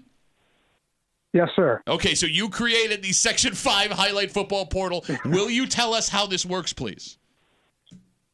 Well, we're really just kind of dependent on what actually made the air back in the day. So I just go through the tapes and see which games we have, and it's really just short clips of whatever made the air, and most of them don't have. You won't see Catalana and company actually doing the highlights. It's just so it's good. Even better. Awesome. Thank God. Some of the more recent ones do, though, so you will see some of those. Oh. All right, so Tyler, how far back are these clips going? As of now, 1989 is the... Damn. So over 30 years of clips. 35 years? Wow. No, that's almost... Yeah, okay, yeah, 35 years. So, Tyler, you realize that you just ruined all production in the greater Rochester area for the next 2 weeks, right? Yeah, including my own, because it takes a while to actually go back and compile these. So when does it go? Is it live now? I haven't taken a look yet. We have 4 seasons up right now, and I'm trying to string as many together as I can. Okay. All right. Well, you sound like you're having a blast doing it. He's busting his ass looking at kids. No, cause one of them was actually my own senior year, and you won't see me in any of the highlights, but maybe we can go back and find Pat Duffy and Kimmy's husband, who was my teammate for a year. Okay, so for those who don't know, I was gonna bring this up in a second. He's gonna be in there. Kimmy's husband was the quarterback at Hilton High School. Damn. Big old sexy beefy QB. Man. He's everybody's All-American, man. He is. Except his story ends better than everyone's All-American. Hey, Tyler, listen, man. Thank you for the call. This is a brilliant idea. I know you sound a little stressed out going back through everything, but you're doing God's work for all the guys that have highlights, and everyone that doesn't have highlights will hate you for having to watch other people's highlights. Yeah, about to head in there now, and hopefully we'll put some more together today. All right, Tyler, tell Catalani he sucks for us, all right? All right, thank you. Tyler, take care, buddy. Okay. Kimmy, your husband? Yeah. Being the star quarterback at Hilton High School, class of 2007? Yep. Okay. Are you prepared to watch all of his highlights over again? Well, somebody at some point in the last 5-6 years did send him like a clip of him in one of these news stories. So I don't know how much more there is than that. Oh, so you're saying he wasn't that good? No, I'm saying I don't know how often they came to film him. Well, no, if he was good, he would be on TV. I'm just saying. So, and I know his mom also has been trying to give us these VHS tapes that she recorded every time he was on. But it's kind of like one of those things where it'd be cool to have, but you always say I'll convert them eventually, and they'll probably just sit in a box. So you realize what you have to do here, right? What's that? Your husband is going to go look at this. Yeah, probably. And your husband is going to want to show you these highlights. Yeah. And you have to pretend you're excited. I mean, I was there for it. It doesn't matter. Okay. You have to be excited for him. All right. Because his life now sucks, right? He seems like he's enjoying life. No, right I mean, now. everything outside of here, yeah. But it's you for the rest of his life, right? Yes. It's the end. That's the goal. Am I being rude? I'm just trying to be. But you weren't dating him in high school. No, but she wouldn't go out with him. She was too good for him. No, he had a girlfriend. I was dating somebody else. We were just friends in high school. I don't know the whole dynamic. No, but I went to all the football games. I remember him playing. She would have dated a quarterback that was on TV a little bit more. I mean, listen, if you are someone who is romantically involved with someone that has these highlights, you have to pretend that you're impressed by this. Oh, yeah, of course. That's part of the relationship is suffering. Well, no, but I don't know if women know this, right? Because, my wife may not, if I come home and I do find myself and I show her one of these clips, if she's like, oh, wow, I'm going to be hurt. I think my husband, if you asked him, though, he would much rather, he wishes there were college highlights of him. I think those are the memories he'd like to go back and watch. I'm sure it's fun to go back and see your high school stuff. But I think he took baseball more seriously. He took things like that more. I don't know. Man, I guess watching baseball highlights would be brutal. Well, you're not watching the whole game. You're just seeing hits and stabs. You hope. Well, no, but I mean, most people didn't get to play college sports. Me, this is the pinnacle of my. This is where it ended. Yeah, exactly. 252 WCMF, we got Facebook messages coming in. Tina writes us as we're talking about this new portal that 13 Wham is putting on their website. We just heard from the man who created it. Yeah. Games going all the way back to 1989. Section 5 highlights the clips that made the air with no Catalana, which is awesome. Tina writes us, how many guys will put pictures of these clips on their Tinder profiles now? Don't do that.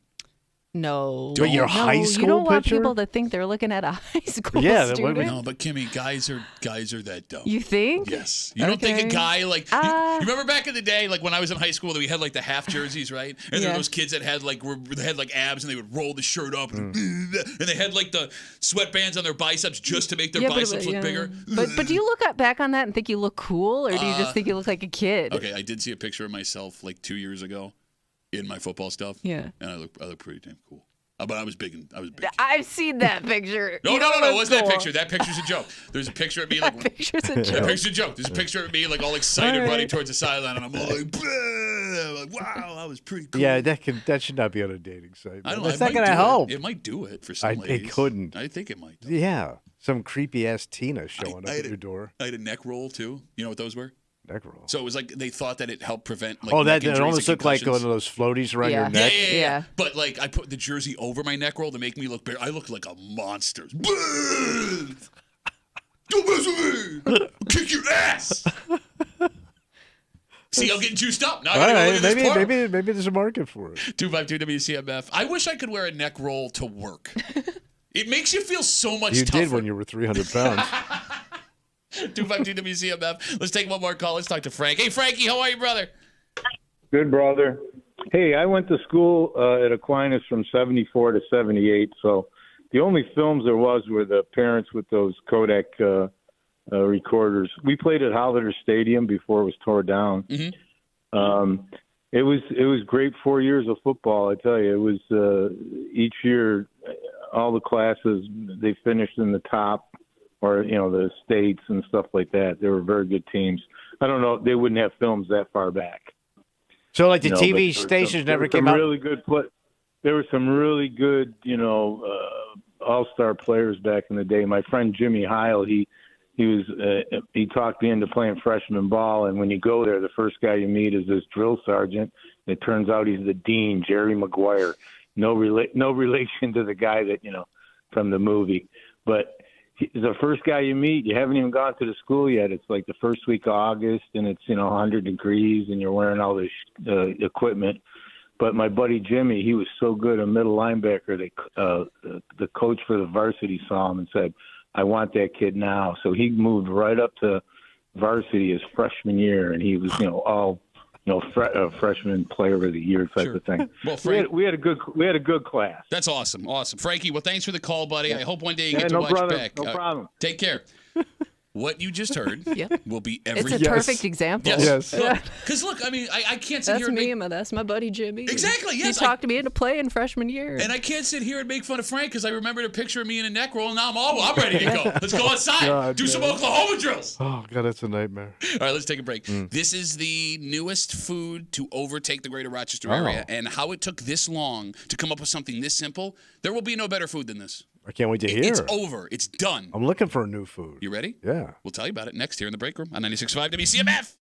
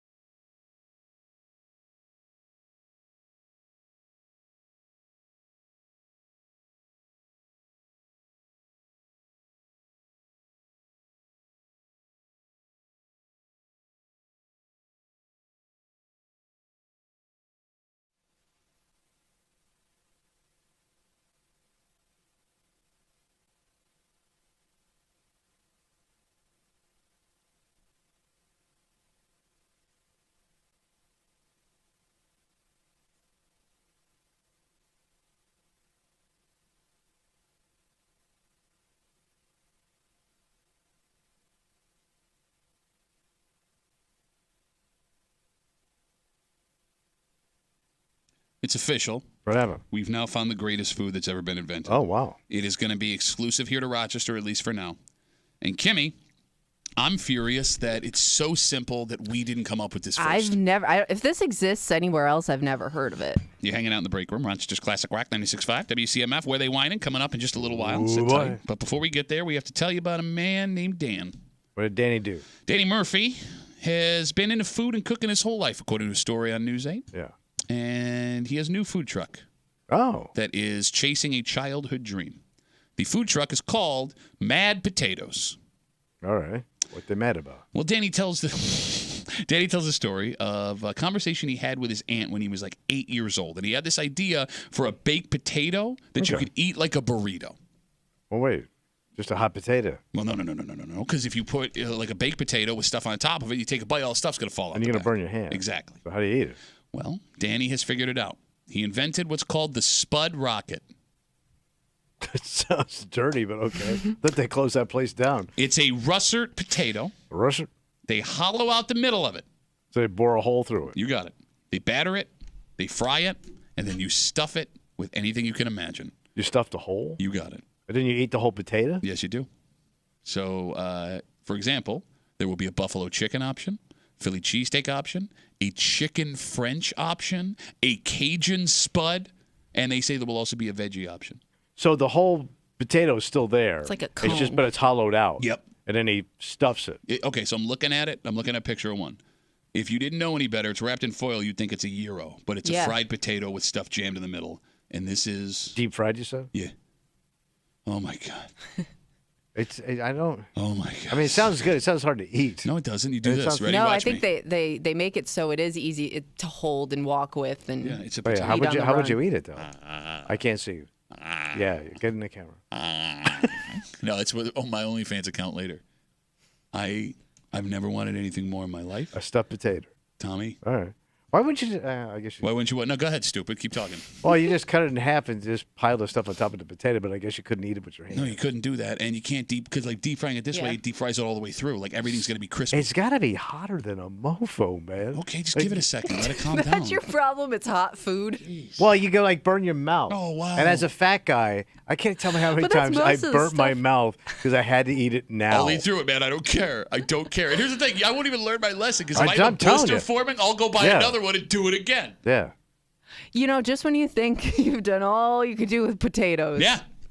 This man comes in with a new invention. Right. You're 100% right. So this is a food truck? Yes. And is he out now or no? Yeah, you can actually catch Mad Potatoes with our good buddies at Three Heads Brewing for dinner. And by the way, this is serendipitous. I didn't even know this until just now. So he's religious. 4 to 10 p.m. on Thursday, apparently, according to 13 Wham. So did he say this is like a family recipe? It sounds like he invented it. He said he had the idea with his aunt when he was 8, and now he's going for it. And look, it looks like the most basic of food trucks. Like it just looks like an actual truck without like a side cut out of it. Like he's just going to set stuff up. But look, man, I'm furious that this is so simple that I didn't think of it, right? Because it's a simple idea. Yeah. But I'm so excited that it now exists in the world because I'm going to eat all of the ones he has when I go. And I don't mean like every item, like try. I mean, give me all of the damn potatoes in the back of your truck because I'm taking them home. Because a baked potato by itself is pretty sizable. Yes, it is. Yes, it is. But, I mean, keep in mind, you're boring a hole, so you're losing that Yeah, potato. but then you're stuffing it with more stuff. Kind of like a, Oh, God. How big's the hole? Like, how much stuffing am I getting? Well, they call it a half an Edie. So pretty big. Pretty big hole. Edie's the name of Tommy's mom. 252 WCMF. 252-9263. We're talking about this guy, Danny. He is opening a food truck called Mad Potatoes, and his genius idea, it's essentially a burrito, potato burrito. It's a Spud Rocket. They bore the middle out. They deep fry it, and they stuff it with all kinds of things. Buffalo chicken, Philly cheesesteak, chicken French. There's a vegetarian option. You were going to say something, Kim? well, it's good too because it's a type of food that's going to fill you up. Oh, yeah. Like, I don't think you're going to be too hungry afterwards, which I know is a lot of people's complaints when it comes to but all you're especially eating is like a potato. food truck food. Like they want to try multiple things. Yep. But your old man could eat more than one baked potato. Well, That's all he was eating. He's gonna put it to the test for sure. He's a but I do two-tater. think like this would fill up a lot of people. Well, he needs taters from somewhere. You know what I mean? Ugh. I know. All right. Look, man, I don't like to use my position on the radio like this in any way. What are you doing? But if this kid is listening, please bring me one of these to the studio. No, dude, the kid's going to show up. I know. Now. That's why I'm asking. And he's going to end up going to Wheeze. No. No, he's going to go where people are listening. I want one of these so bad. I want it too. I don't think you understand. Like, I thought I was dreaming this when I read it last night. You know, you have those dreams where you realize you're dreaming because something is just too good? Mm-hmm. I thought, I was like, oh my God, how did I fall asleep again? Oh my, it's real. How does Mace not have this? Or at least hire the kid. Okay, I don't know. Well, I don't know. Would Mace be a dick if he stole this idea? I know. No, it'd just be Mace. Okay. Scamming Danny. Danny, congratulations, buddy. You came up with a brilliant idea. Yeah. And I will be seeing you soon. He's going to be a millionaire. Yes, and then at every location you're at afterwards, I'm going to follow him like it's a dead show. So I need a miracle. You need whipped a potato. T-shirt. Here's what sucks, and I think we talked about this before. You can't patent food. No, you can't. Yeah, that does suck. Can't patent a recipe. Because that would be like a great thing, like frozen to sell. Yeah, you're right. But I mean, if he's the first one on it, you can just pull the trigger and get the. I mean, you're right. It's a lot. You would need a big investment. Right. If I had money, I would do it. But I'm going to spend all my money on all of his potatoes. So we're kind of out of it. All right, let's take a break. Right. It's that time, baby. Oh, I'm ready, buddy. You know, genius follows genius. Kimmy, the genius for coming up with a game that makes everybody hate everybody on a Tuesday at 9 o'clock in the morning. Brilliant. It brings out the worst of us. Yes, which is good. Is it? Yeah. Because, like, no joke, by the end of the 20 minutes that we do this, I'm ready to murder you. And everybody despises everyone else they've heard on the air. Right. But we keep doing it. Kimmy's got her post from the Neighborhood app. If you want to guarantee your spot, you call us right now, 252-WCMF, 252-9263. Where They Whining happens next here in the break room on CMF.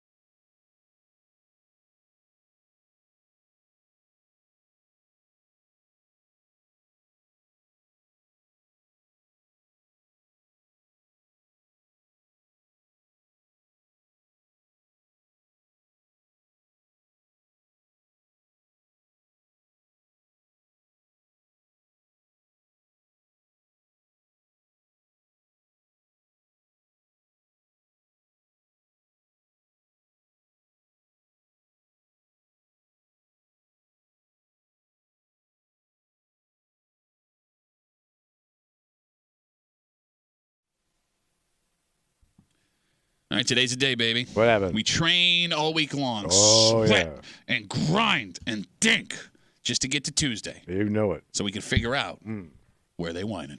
You hanging out in the break room, Rochester's Classic Rock 96.5. WCMF, we got our folks waiting on hold to play. And if you are new to the show, this is how this works. Okay. Kimmy has a post from the neighborhood apps. It's like Facebook for where you live. Those have been sent to her by you people listening, and we always appreciate all the help. You say you get inundated with these things, Kimmy. Oh, yeah. Yeah, got a lot in the vault. Oh, yeah. Kimmy reads it out loud. She removes street names and town references. You and me. Yeah, what we have to do. And everybody that can hear us right now. We listen. Have to listen. Listen. And again, listen to what Kimmy is saying. Right. Not to what Tommy is saying. You got to play above the noise, baby. Because Tommy hears things and then just decides this is what happened, and then people listen to Tommy and bad things happen. And because we know every stereotype about every town, village, the little clues that we'll hear, yeah, we're going to figure out where they whining, and we're going to do it right now. Kimmy, are you ready? I'm ready. Tommy, are you ready? Oh, you Don't know. care. Go! Webster! Hilton! Irondequoit! Where they whining? So I just want to clarify, this is a two-parter because we got a post and I've got a few of the highlights of replies to this post. Fantastic. So the post starts out, it's a picture of what looks like a koi pond. Okay. It says underneath, stolen. This is now the second koi fish taken out of our pond in the last 2 weeks. I cannot believe this is something I have to post about. There are actual fish thieves running around our neighborhood and stealing living things. If you think this isn't a big deal, you're wrong. If they're willing to steal a fish, what's next? Your dogs? It's a gateway drug. Your dogs and cats? For those that think that this is an overreaction, let me tell you, these fish are very expensive. I've paid hundreds for, and then lists a bunch of koi fish I'm not even going to attempt to pronounce. Can you give me one? Don't worry about it. Never mind. Keep going. He goes on, these criminals must know what to look for. Let it be known that I will now be setting up a camera directly facing the pond to catch these thieves in action. Fish on film. I would encourage others to do the same. FYI, a locked fence won't help keep them out. So then John writes underneath, no one is stealing your fish, man. This is causing panic for no reason. It's probably a bird. Oh, wait a minute. That sounds like the guy who stole the fish. Jennifer replies to John, yes, blue heron are known for this activity. They are native to our area. I've seen plenty near, and then names a location. Your mom's not in here. And then Tim rounds it off. No, seriously, there's a black market for this stuff. He could have a point about his koi fish theft. Okay. There's a lot here. There's a lot here, and you're screwed. I know you're screwed because you don't understand. Oh, bro, I understand more than you understand. You don't understand this technology. Bro, I lived this, man. No, you didn't. 252 WCMF, 252-963. What are you thinking then? First of all, you don't understand pond. Oh, I don't understand pond? You don't understand koi pond. Oh, no, I don't? No, you don't. Oh, go ahead. Why don't I understand pond? Because like people that have koi ponds think they're rich, but you trash. If you have a koi pond, you think you big money, but you trash. Oh. Wow. Oh. You total Can you trash. go back home after this? What? I feel like you have neighbors with koi ponds. Absolutely. Pittsford is full of koi pond. No. Yes. Where I lived had koi ponds. In Webster. But yeah. Okay. A lot of them. And they thought they were big money. Bro, I've seen koi ponds in Pittsford. No, you didn't. Yes, man. I They're did. called ponds. They're called. Yeah. But if you went to like Lowe's and bought one of those little plastic inserts and bought a fountain, Okay. you ain't Vegas, baby. Okay. You ain't the Bellagio. Okay. All right? So then where are they whining? I'll tell you where they want it. Where they whining? It's where they think they're big money, but they really ain't. Where's that? It's Webster. It's my old hometown. Oh, for God's sakes. It's my old hometown.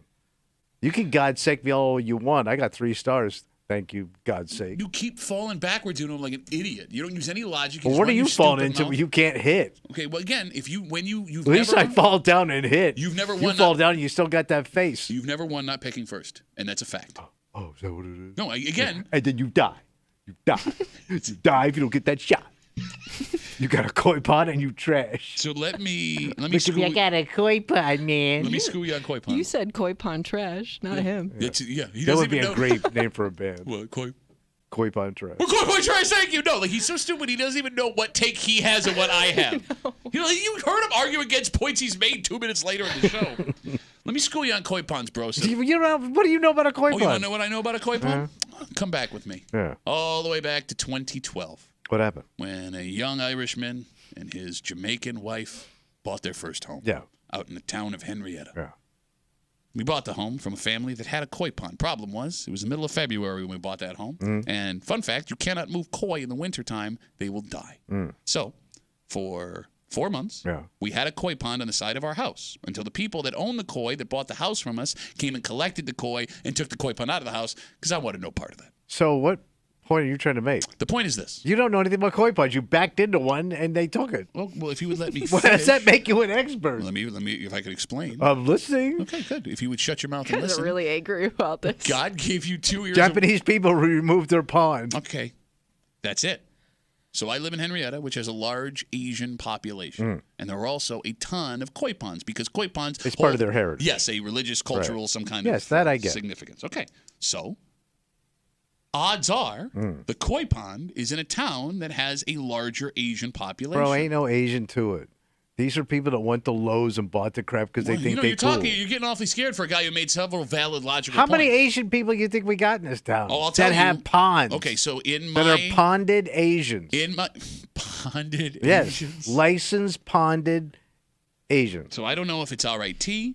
I don't know if it's the multiple restaurants that have had people coming over for years and settling in this town. Yeah. But there is a large Asian population in the town of Henrietta, and they whining in Henrietta. So the person that wrote this letter is Asian? I don't know. I don't know that. Well, that would blow up your whole thing. No, it wouldn't, because there are people that also have tips from that town on how to deal with the koi pond, which would tell me Okay. maybe they also have koi ponds themselves, and the higher concentration would mean maybe there's more Asian folks out there. So what's your pick? Henrietta, I just said it's stupid. So where else would they have koi ponds besides Henrietta? Well, no, that's what I'm saying. They would only have koi ponds in Henrietta. So there's no Asians outside of that? No, I didn't say that. So No, I said the where else high- would I Asians clearly- be? China? Oh, so you were gonna say China? Yeah, I was going to say China, but then I said Henrietta. That's what I was going to That say. kind of counts. 252 WCMF. Doesn't. 252-9263. And by the way, it would be Japan has koi ponds, not China. I don't know. It's a Japanese thing. Is it just koi for the Japanese? I think they started it. Okay, but that doesn't mean it's just them Remember, stupid. my woman has a koi pond in Tokyo. Yeah. Yes, it's a Japanese thing. Okay, 252 WCMF, 252-9263. There is one rule and one rule only. What's that? You get one pick. All right. One town. If you are on hold, Oh, I lied. The history of koi ponds can be traced all the way back to the Shang dynasty in China. okay, so Wait, so the Japanese stole it from them? I don't know. Well, they didn't invade them. They began breeding the domesticated koi. There you go. Japanese rice farmers. Thank you. You're dumb. There you go. There's your koi Either facts way, for the you day. ain't wrong. Okay, 252 WCMF, one rule and one rule What's that? only. You get one pick. Yeah. If you are on hold and you hear someone else say your pick, you got two options. You can hang up the phone. Oh, yeah, that's Try all it right. again next week. No big deal. We won't be offended. Or change what you're going to pick. If we pick up the phone and you go, I was going to say, but then I went, you have been disqualified, and the commissioner Yeah. has the final say. Are we ready? I'm ready. All right, 252 WCMF, 252-9263. Let's kick it off with Andy. Andy, where are they whining, buddy? Hey, good morning. How you doing? They're whining in Hamlin Why Hamlin? because they have a big koi pond out on the University of Gonzaga, right in the front there by the there's a great big lawn and it's got to be that koi pond in Hamlin. And I tell you right now, it's not somebody stealing it; it's something, and it's raccoons that are stealing the koi pond. It's you trying to blame the neighborhood kids.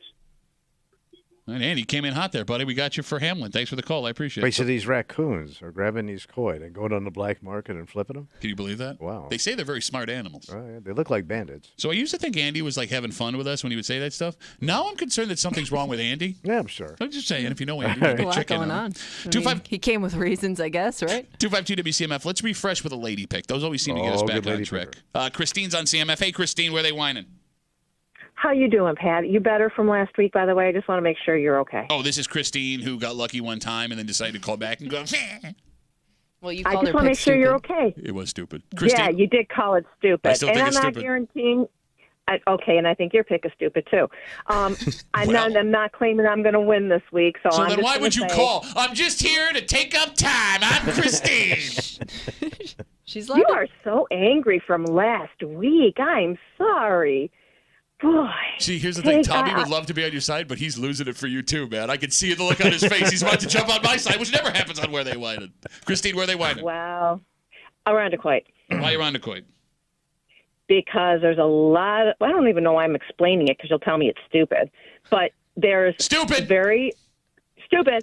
A lot of old people there that have old properties, like they've lived there forever, and koi ponds are huge in Arundecoit. I thought koi ponds were more popular with like younger people. Yeah. Nope. Koi ponds take a long time if you do it right, and Nobody does it right. For Nobody wants to koi seasoning anymore. it, sort of say. Shush. No, it takes a while to get a really good koi pond and grow them really huge. Well, like you're because coming those to a things point. last. You're like the koi pond of conversation. I told you lost him, Christine. He wanted to be on your side. You were having such a good time, and you lost him. It's all right. I had them last week, so that's all right. All right. You can have them back. All right, Christine, I'm going to let you go. Thank you for the call. There You goes can't have Christine. you can't have one in Arundecoit. Why is that? Town's full. Okay. Okay. You think koi ponds are a young person thing? Not young. I would say everyone I know, or at Yeah. least I've seen that has a koi pond, are like between 35 and 45. Really? I didn't think. I thought old I people don't- having koi ponds, that was too hard Well, for them to maintain. goldfish pond, koi pond, they're kind of the same goddamn thing. Goldfish Fish is a pond. koi. I thought koi and goldfish were like pretty much the same fish. I think they are. It's just, these things have been around forever. Fish? Thank you. No, fish pond. She just said goldfish pond. She just said there was a dynasty involved in domesticatingly breeding the fish. Her ass is itchy. Why would she? She should go soak her ass in a koi pond. And Do you shut even know up. who we're talking about? No, because you said Kimmy's ass is itchy. Yeah. Not her. She's the one that came pro. Are you okay? Are you okay? Christine. Are you okay with Kimmy's Not itchy ass over there? Kimmy's butt. Yesterday, Christine's butt. To sit in her koi pond and shut up. Yesterday around this time, you asked her about her reproductive organs. Today, you talk about how itchy her ass is. Ladies and gentlemen, Kimmy and Tom. By the way, if it is that time of the month, do not sit in a koi pond. There's no sharks in there. You No, but why it'll would you blind sit the in a fish. koi pond at any point? Your menstruation weirdo. can blind fish. 252 WCMF, 252-9263. Bump it into the windmill in the little house. Let's talk to Barbara. Barbara, where are they whining, buddy? I'm going to go with Fairport. Why Fairport? You know, it's because all those young, drunk 20-year-olds coming from the bars because I saw it on Donahue. You know, that's not an out-of-the-way theory that there could be drunk kids grabbing fish out of the koi pond. Just to dick around with them. Yeah.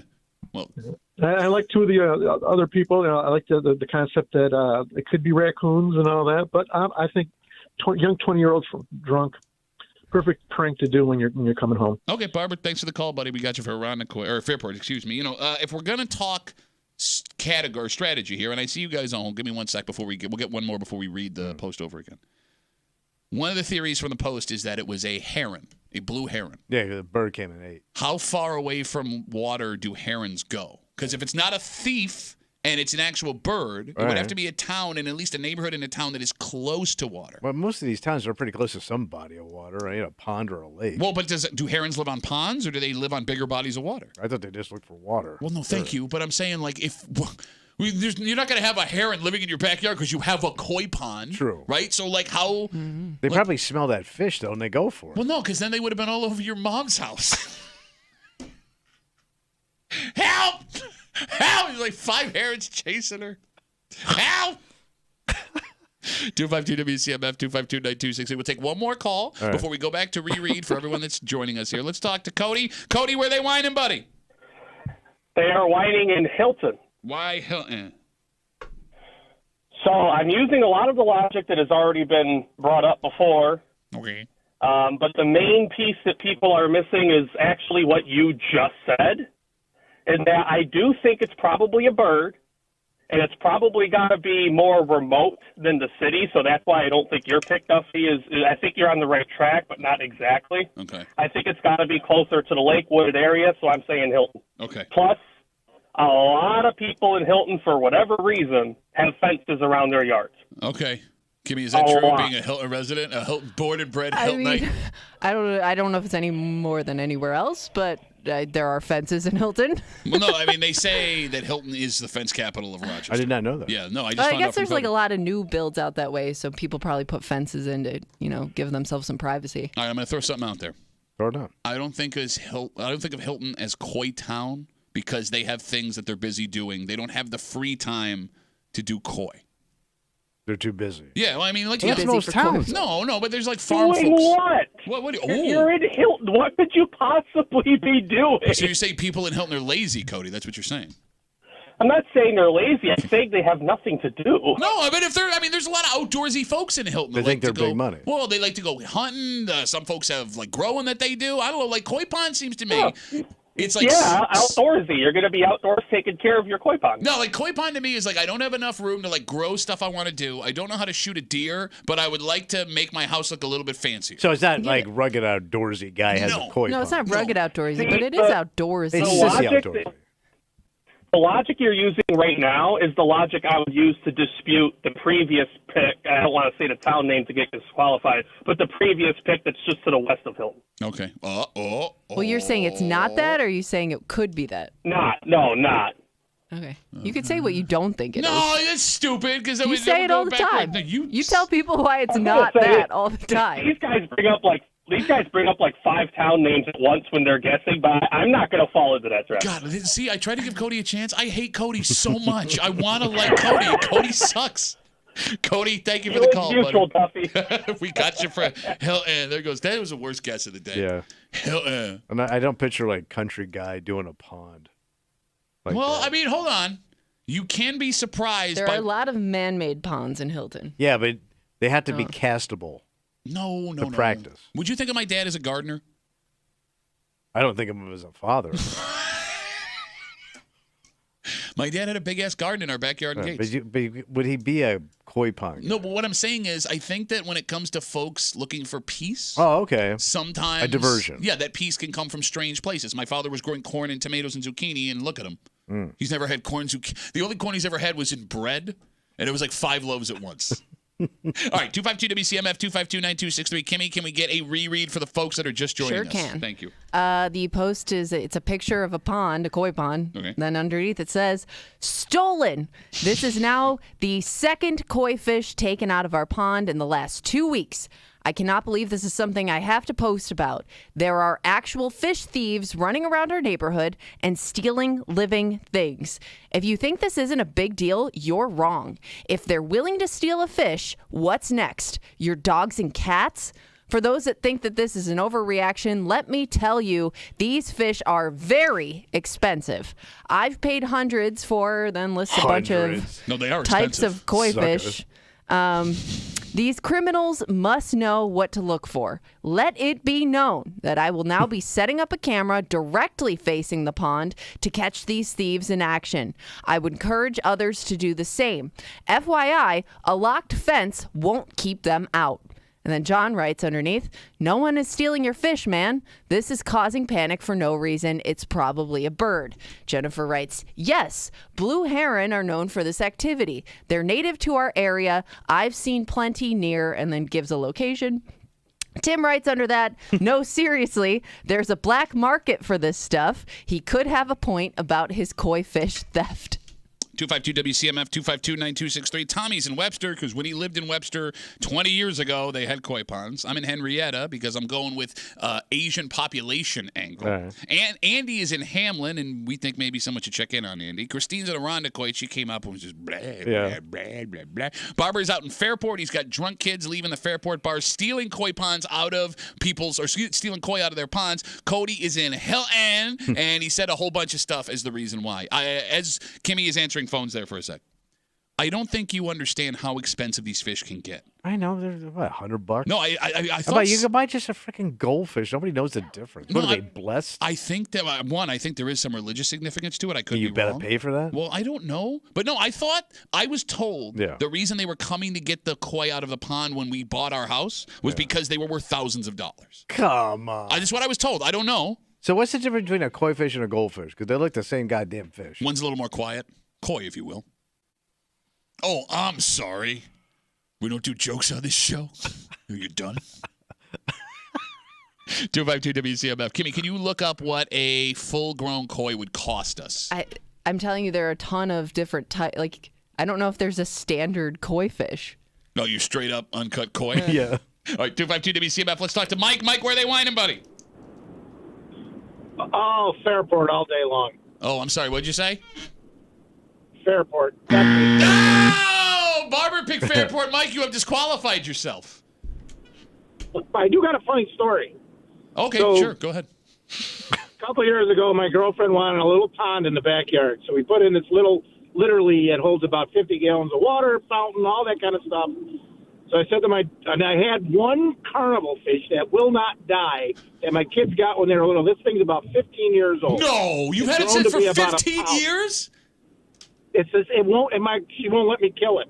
So, but I said, we put this pond in. I said to my daughter, go get like 4 koi fish, goldfish, koi, they're the same thing. Those little things. Put them in a pond and let's put a game cam out there and see if a bird or something eats them. That was 3 years ago. They are now each about a pound apiece. They will not go away. Wow. And now we got to take care of them. It's awful. Brilliant. Mike, you deserve what you did to yourself, talking the way that you did. So get to the funny story. Mike, you've been disqualified. We've already talked to you for too long. Thank you for the call. 252 WCMF. I want him to die. I want the fish dead. I want to watch it. Let's talk to Marty. Marty, where are they whining, buddy? I'm going to say Greece. Why Greece? There's a lot of ponds in Greece.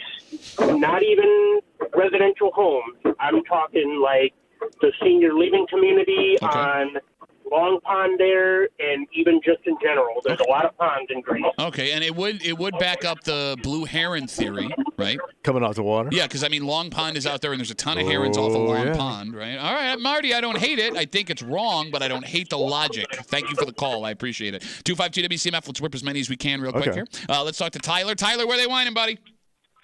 I'm going to go with Brighton, Duffy. Why Brighton? A lot of Asian people in Brighton. Okay, see, now I feel bad for saying that because when you say it, it sounds like harsh for some reason. Lot of Asians. Lot of Asians out there in Brighton.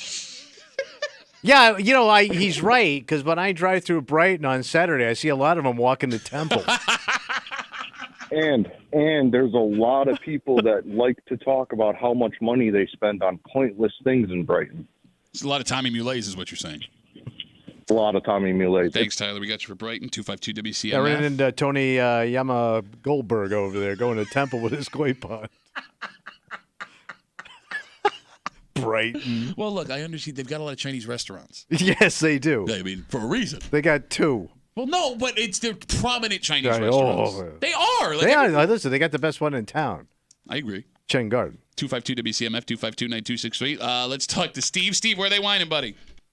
I'm going to go with Macedon, Pat. Shut up, Steve. Ooh. Country. What's the golf? There's a golf course called Blue Heron. Ooh. There is a lot of water. There's a little community called Gananda that has a pretty active neighborhood page where people rant. So we got a buddy who lives out that way. Yeah, we do. No, he's a good buddy. No, yeah. Are we talking about the same guy? Yeah. Okay. He does TV ads. Yeah. That's what I'm saying. No. He looks like a guy that would have a koi pond and thinking he's big money. You're 100%. Bro, I'm telling you, they're more expensive than you think. Steve, thanks for the call, buddy. 252 WCMF. We'll take one more call. Everybody got in late, and I'm sorry if we normally have you on, but look, we only have so much time. Right. We have to finish it by ruining our entire bit. This man knows koi, bro. Oh, yeah. They call him Koi Boy. For many reasons. Ben's got the last word on CMF. Ben, where are they whining, buddy? First, I'm going to shout out to Alicia because we were trying to figure this out. So thank you, Alicia. But I'm going to go with Canandaigua. Just my gut feeling is Canandaigua because you got all the rich douches that live down there. Plus, you have the lake, and I know there's heron down on that lake. So I don't know. This one was hard. I had like 10 towns go through my head that it could have been. But What do you think another? I mean, that's a lot of if towns. It wasn't Canandaigua? It doesn't matter. It doesn't matter because I'm picking Canandaigua. Don't worry about it. Well, it sounds like Alicia's picking Canandaigua on the YouTube stream that you can check out at the Break Room on WCMF. So this isn't even really your pick, right? No, we were talking amongst ourselves and we came to the conclusion that it's Canandaigua. Okay, what's your dirt? All right. Ben, okay, we got you for Canandaigua. What did you say? You said I know. I want to know what you were thinking. Because when Ben picked goes, it. there's a lot of rich people in Canandaigua. He thinks rich people have koi They ponds. do, you idiot. No. God. Poor people have God. koi. No, Blessed people have koi ponds, so they think they're Okay. rich. Okay. Whatever you say, you do not understand You- how you much were in the these same- things cost. You Ben. are assuming that like only a certain type of person has a koi pond. Yeah, trying to be big money, and you ain't. Okay. You're dumb, and I hate you. Okay, go to Tom Golisano's house. That's where his koi pond is. I bet you he has a koi pond. No, he doesn't. On one of his bro. properties, you don't think that dude has a Bro, koi pond? he can jump in his yacht, go look at all the fish he wants. Sure. Yeah, but he's got them in his own backyard, probably. Old man Wayne. He's got That's your somebody third- that takes care of it for him. That's your third Doesn't one have of the to worry day. about anything. By the way, you're at threat level midnight for man. I do want to man point Wayne. out, so I looked it up. The like a koi fish can cost anywhere from $10 to $20,000, depending on their How stupid you are at the pet store. Hey, give me one damn $20,000 koi pond. I'm Tom Golisano. A standard. No, it not the says pond. The fish I'm costs gonna, 20 I'm grand. gonna take it on my yacht and pet it. standard grade koi, 8 to 10 inches, can cost like $500. I tried to tell No, you. you got to be such a chump to buy a stupid fish for that much money. All right. Are we ready? Yeah. Tommy's out in Webster. I'm in Henrietta. Andy's in Hamlin. Christine is in Irondequoit. Barber is in Fairport. Cody is in Hilton. Mike disqualified himself by picking Fairport again. Marty's in Greece on account of all the ponds, both man-made and not man-made. Tyler's in Brighton. Steve is in Dumbest pick. It was terrible. Steve's in Macedon on account of Blue Heron Hills Country Club. Ben is in Canandaigua because he couldn't do it himself. He needed a woman to help him out And he there. thinks about all them rich folks with them big old cement koi ponds. By the way, if Ben wins, I think Alicia should get the star because he fully admitted it was Alicia's idea. All right, that's true. All right. All right. All right. Are we ready? Yeah. Oh, she's got to look. She's got to look. Come on. Let's do this thing.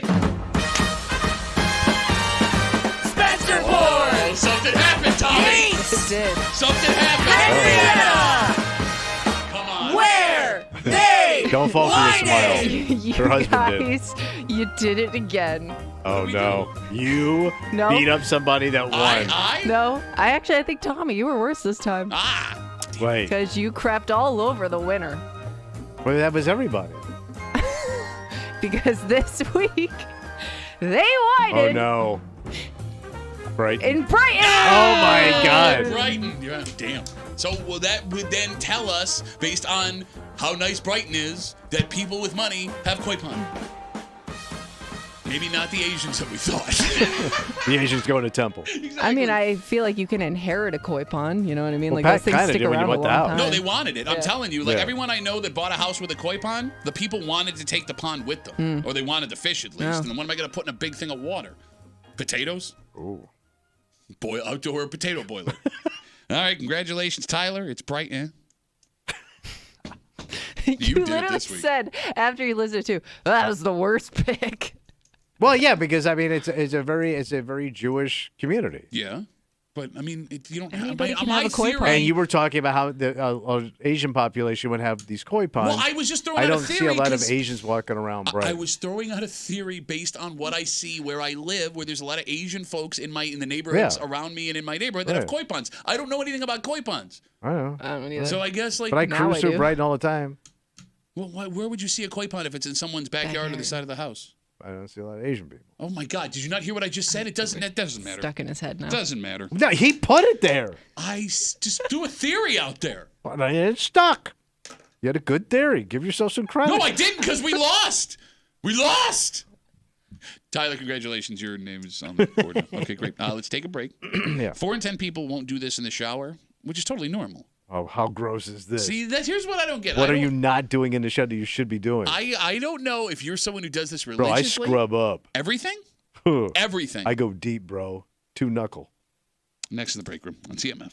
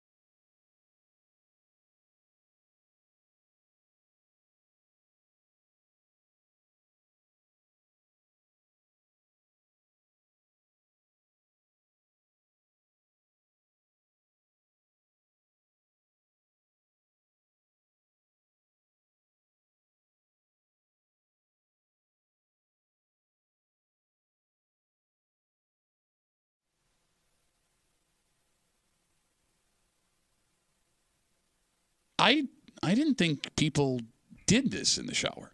I hope you should be doing everything in the shower. Well, no, because I don't know where you're going to come down. Because I know you're a clean freak, but this would get clean even not doing anything. Is this the water will wash it through? Bingo. No. You're hanging out in the break room. Rochester's Classic Rock 96.5 WCMF. Well, I'm not alone here because only 4 in 10 people say they physically wash their feet in the shower. Why wouldn't you clean your feet? Well, it's dangerous. It's the nastiest part of your body. What are you walking? You're walking around barefoot? No, but your feet smell. Bro, I can think of 4 places nastier on your body than your feet. No, but they have a Balls, propensity. dong, butt. But also your foot. Mouth. Foot and mouth. Kimmy, do you wash your feet physically in the shower? I think so. What do you mean you think so? You take a shower every day. Yeah, I know. I'm trying to think of because you know how you're just like in autopilot when you're in the shower sometimes. Okay. Yeah, I guess maybe I don't. I wash my legs and then the soap kind of trickles down to my feet. Washes down to your feet. Yeah. I mean, my feet don't smell. I never wash my feet. Everybody's foot will smell if it's been in a shoe all day. No, I understand, Feet but yeah, but that's kind of being soaked in soap and water, yeah, right? like everything that comes No, down I make sure hits your feet. Yeah, everything's clean. No, like washing your feet is dangerous. How is it dangerous? Because I was just thinking that for you, especially. I just can't picture you being flexible enough to do that. Excuse me, swamp foot. I have a clean foot. It's not just How? It's not just being able to bend down and get his feet. Although I soap the foot. You soap the foot. Yeah, I soap every part of my body. I do. All right, look, and I do it twice a day. He's small enough where he could reach his feet just by bending over, Yeah. right? Fine. I'm talking about when your feet are slippery in the shower. Like, I don't want to fall From in the soap. Yeah, I don't want to fall and hit my head or something. You stand in it. You move around in a shower. What's the difference? No, but there's a difference. So when I was a kid, I used to do this thing, and my dad would flip because he thought he was going to fall. I would take the soap, and I would run it all over the bottom of the Why? shower. Well, here's why. Why'd you do that? Because I would pretend I was playing hockey in the shower, and I would move back and forth when I was I'm amazed you had that shower that big. No, we didn't. But I was little. I was a little kid. And my dad would get in the shower after me. You're like, what the hell? So do you have a place to put your foot up in the shower? Or is your shower just completely just a square? No, it's just a square. I don't have a place to put my foot So up. we have like Almost like a bench. Yeah, in there. Oh. Yep. And then there's like a place that holds all the soaps and everything. You got a shower bench? In case you want to, on a nice day, soak in the sun in your shower. It is kind of nice to sit there more and just let the water hit you for a minute. It's like a ledge Yeah, almost. no, but I can sit on it and point the nozzle and Yeah, sit. but you could sit on the little thing that holds the soap. You could also just take a bath. And we also had baths are gross. But we also had the water You're wand, sick. so I could take it down there and do everything. Oh, you got a wand, do you? So I wand my ass for sure. Are we talking about the shower still? Yeah. Okay. Yeah. Just making sure. I go back door spray. Kimmy, is wand in the shower fancy? I only think it is because living in apartments for so long, you never had anything like that. So it's a step up in terms of faucets. I've never lived in a home that has a shower wand. I always look at wand as fancy. You don't have one? No. You're married to a doctor. Okay, maybe it's fancier than doctor then. It ain't fancier than a doctor. You should get one installed. I ain't got a wand. Although whenever I saw a woman, like a single woman that had a wand in her shower, You know what that thing's doing. You have a wand in your shower. You use No, it but the same way we're a most Christian people couple. use Yeah, it. are you? Yeah, you're. Yeah, we have solid wand Christian values.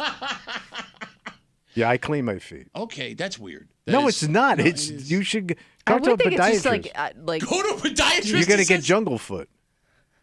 I just would think, for your own safety, most people don't clean their feet because it's That's taking you off nasty. balance. I mean, I'm never barefoot outside. I can't remember the last time I didn't wear shoes outside. I'm not Mac Hollins, Yeah. that Bills wide receiver. I understand. Okay. No, it's weird. It's strange. But did I have them clean? Again, 4 in 10 Americans don't. So, I mean, you're in the majority, but only by a slight amount.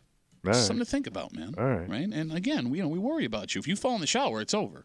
Yeah, but you're all hoping for that anyway. No, I am, but I know you're not. So, I mean, for the sake of your self-interest, so Kimmy and I are encouraging you to soap your feet every single day. All Get the right. bottom. Use a bar of soap per. And, get a good stretch in after they're all slippery. We come back, wrap it up, tell you what we're doing tomorrow next here in the break room on CMF.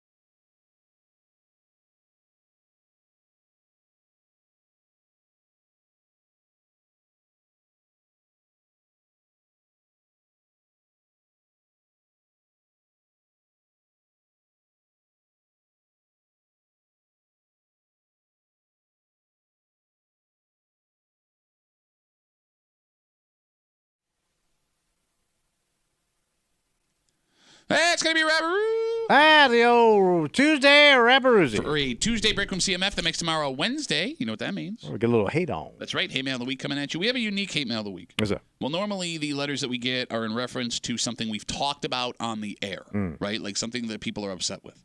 This letter is specifically upset with someone in the room for something they did outside of the room. What did they do? Well, there was a man who says he met one of us at a bar, and that person was very rude to him. And not only that, it almost got physical. Wait. Yep. Us? Uh-huh. Almost got physical with somebody at a bar. Somebody in this room. That's impossible. It actually is. That's the problem. That based on time and date, this person could not have been in this place. Oh. And it seems that someone is impersonating a member of the break room. Oh. But we'd be really weird doing. We all three have very unique looks. You would be hard to impersonate. You. I would be hard to impersonate. Kimmy. There's someone. She would be the most easy to impersonate. I don't think so. She's very unique looking. How so? Well, she has a way about her. A really, je ne Billy sais something. She's got a way about her. Ugly jokes are coming. No, but she's tall. Something about her chest. Jokes now. She's long-legged. Yeah. She's got the long torso. We invited this. This is our bad. She got the big torso. Kimmy's got a big old torso. Rocking through the night. Torso. I don't know what's happening. There's also that Dead song everybody loves. Torsoing. You just could have went with torso.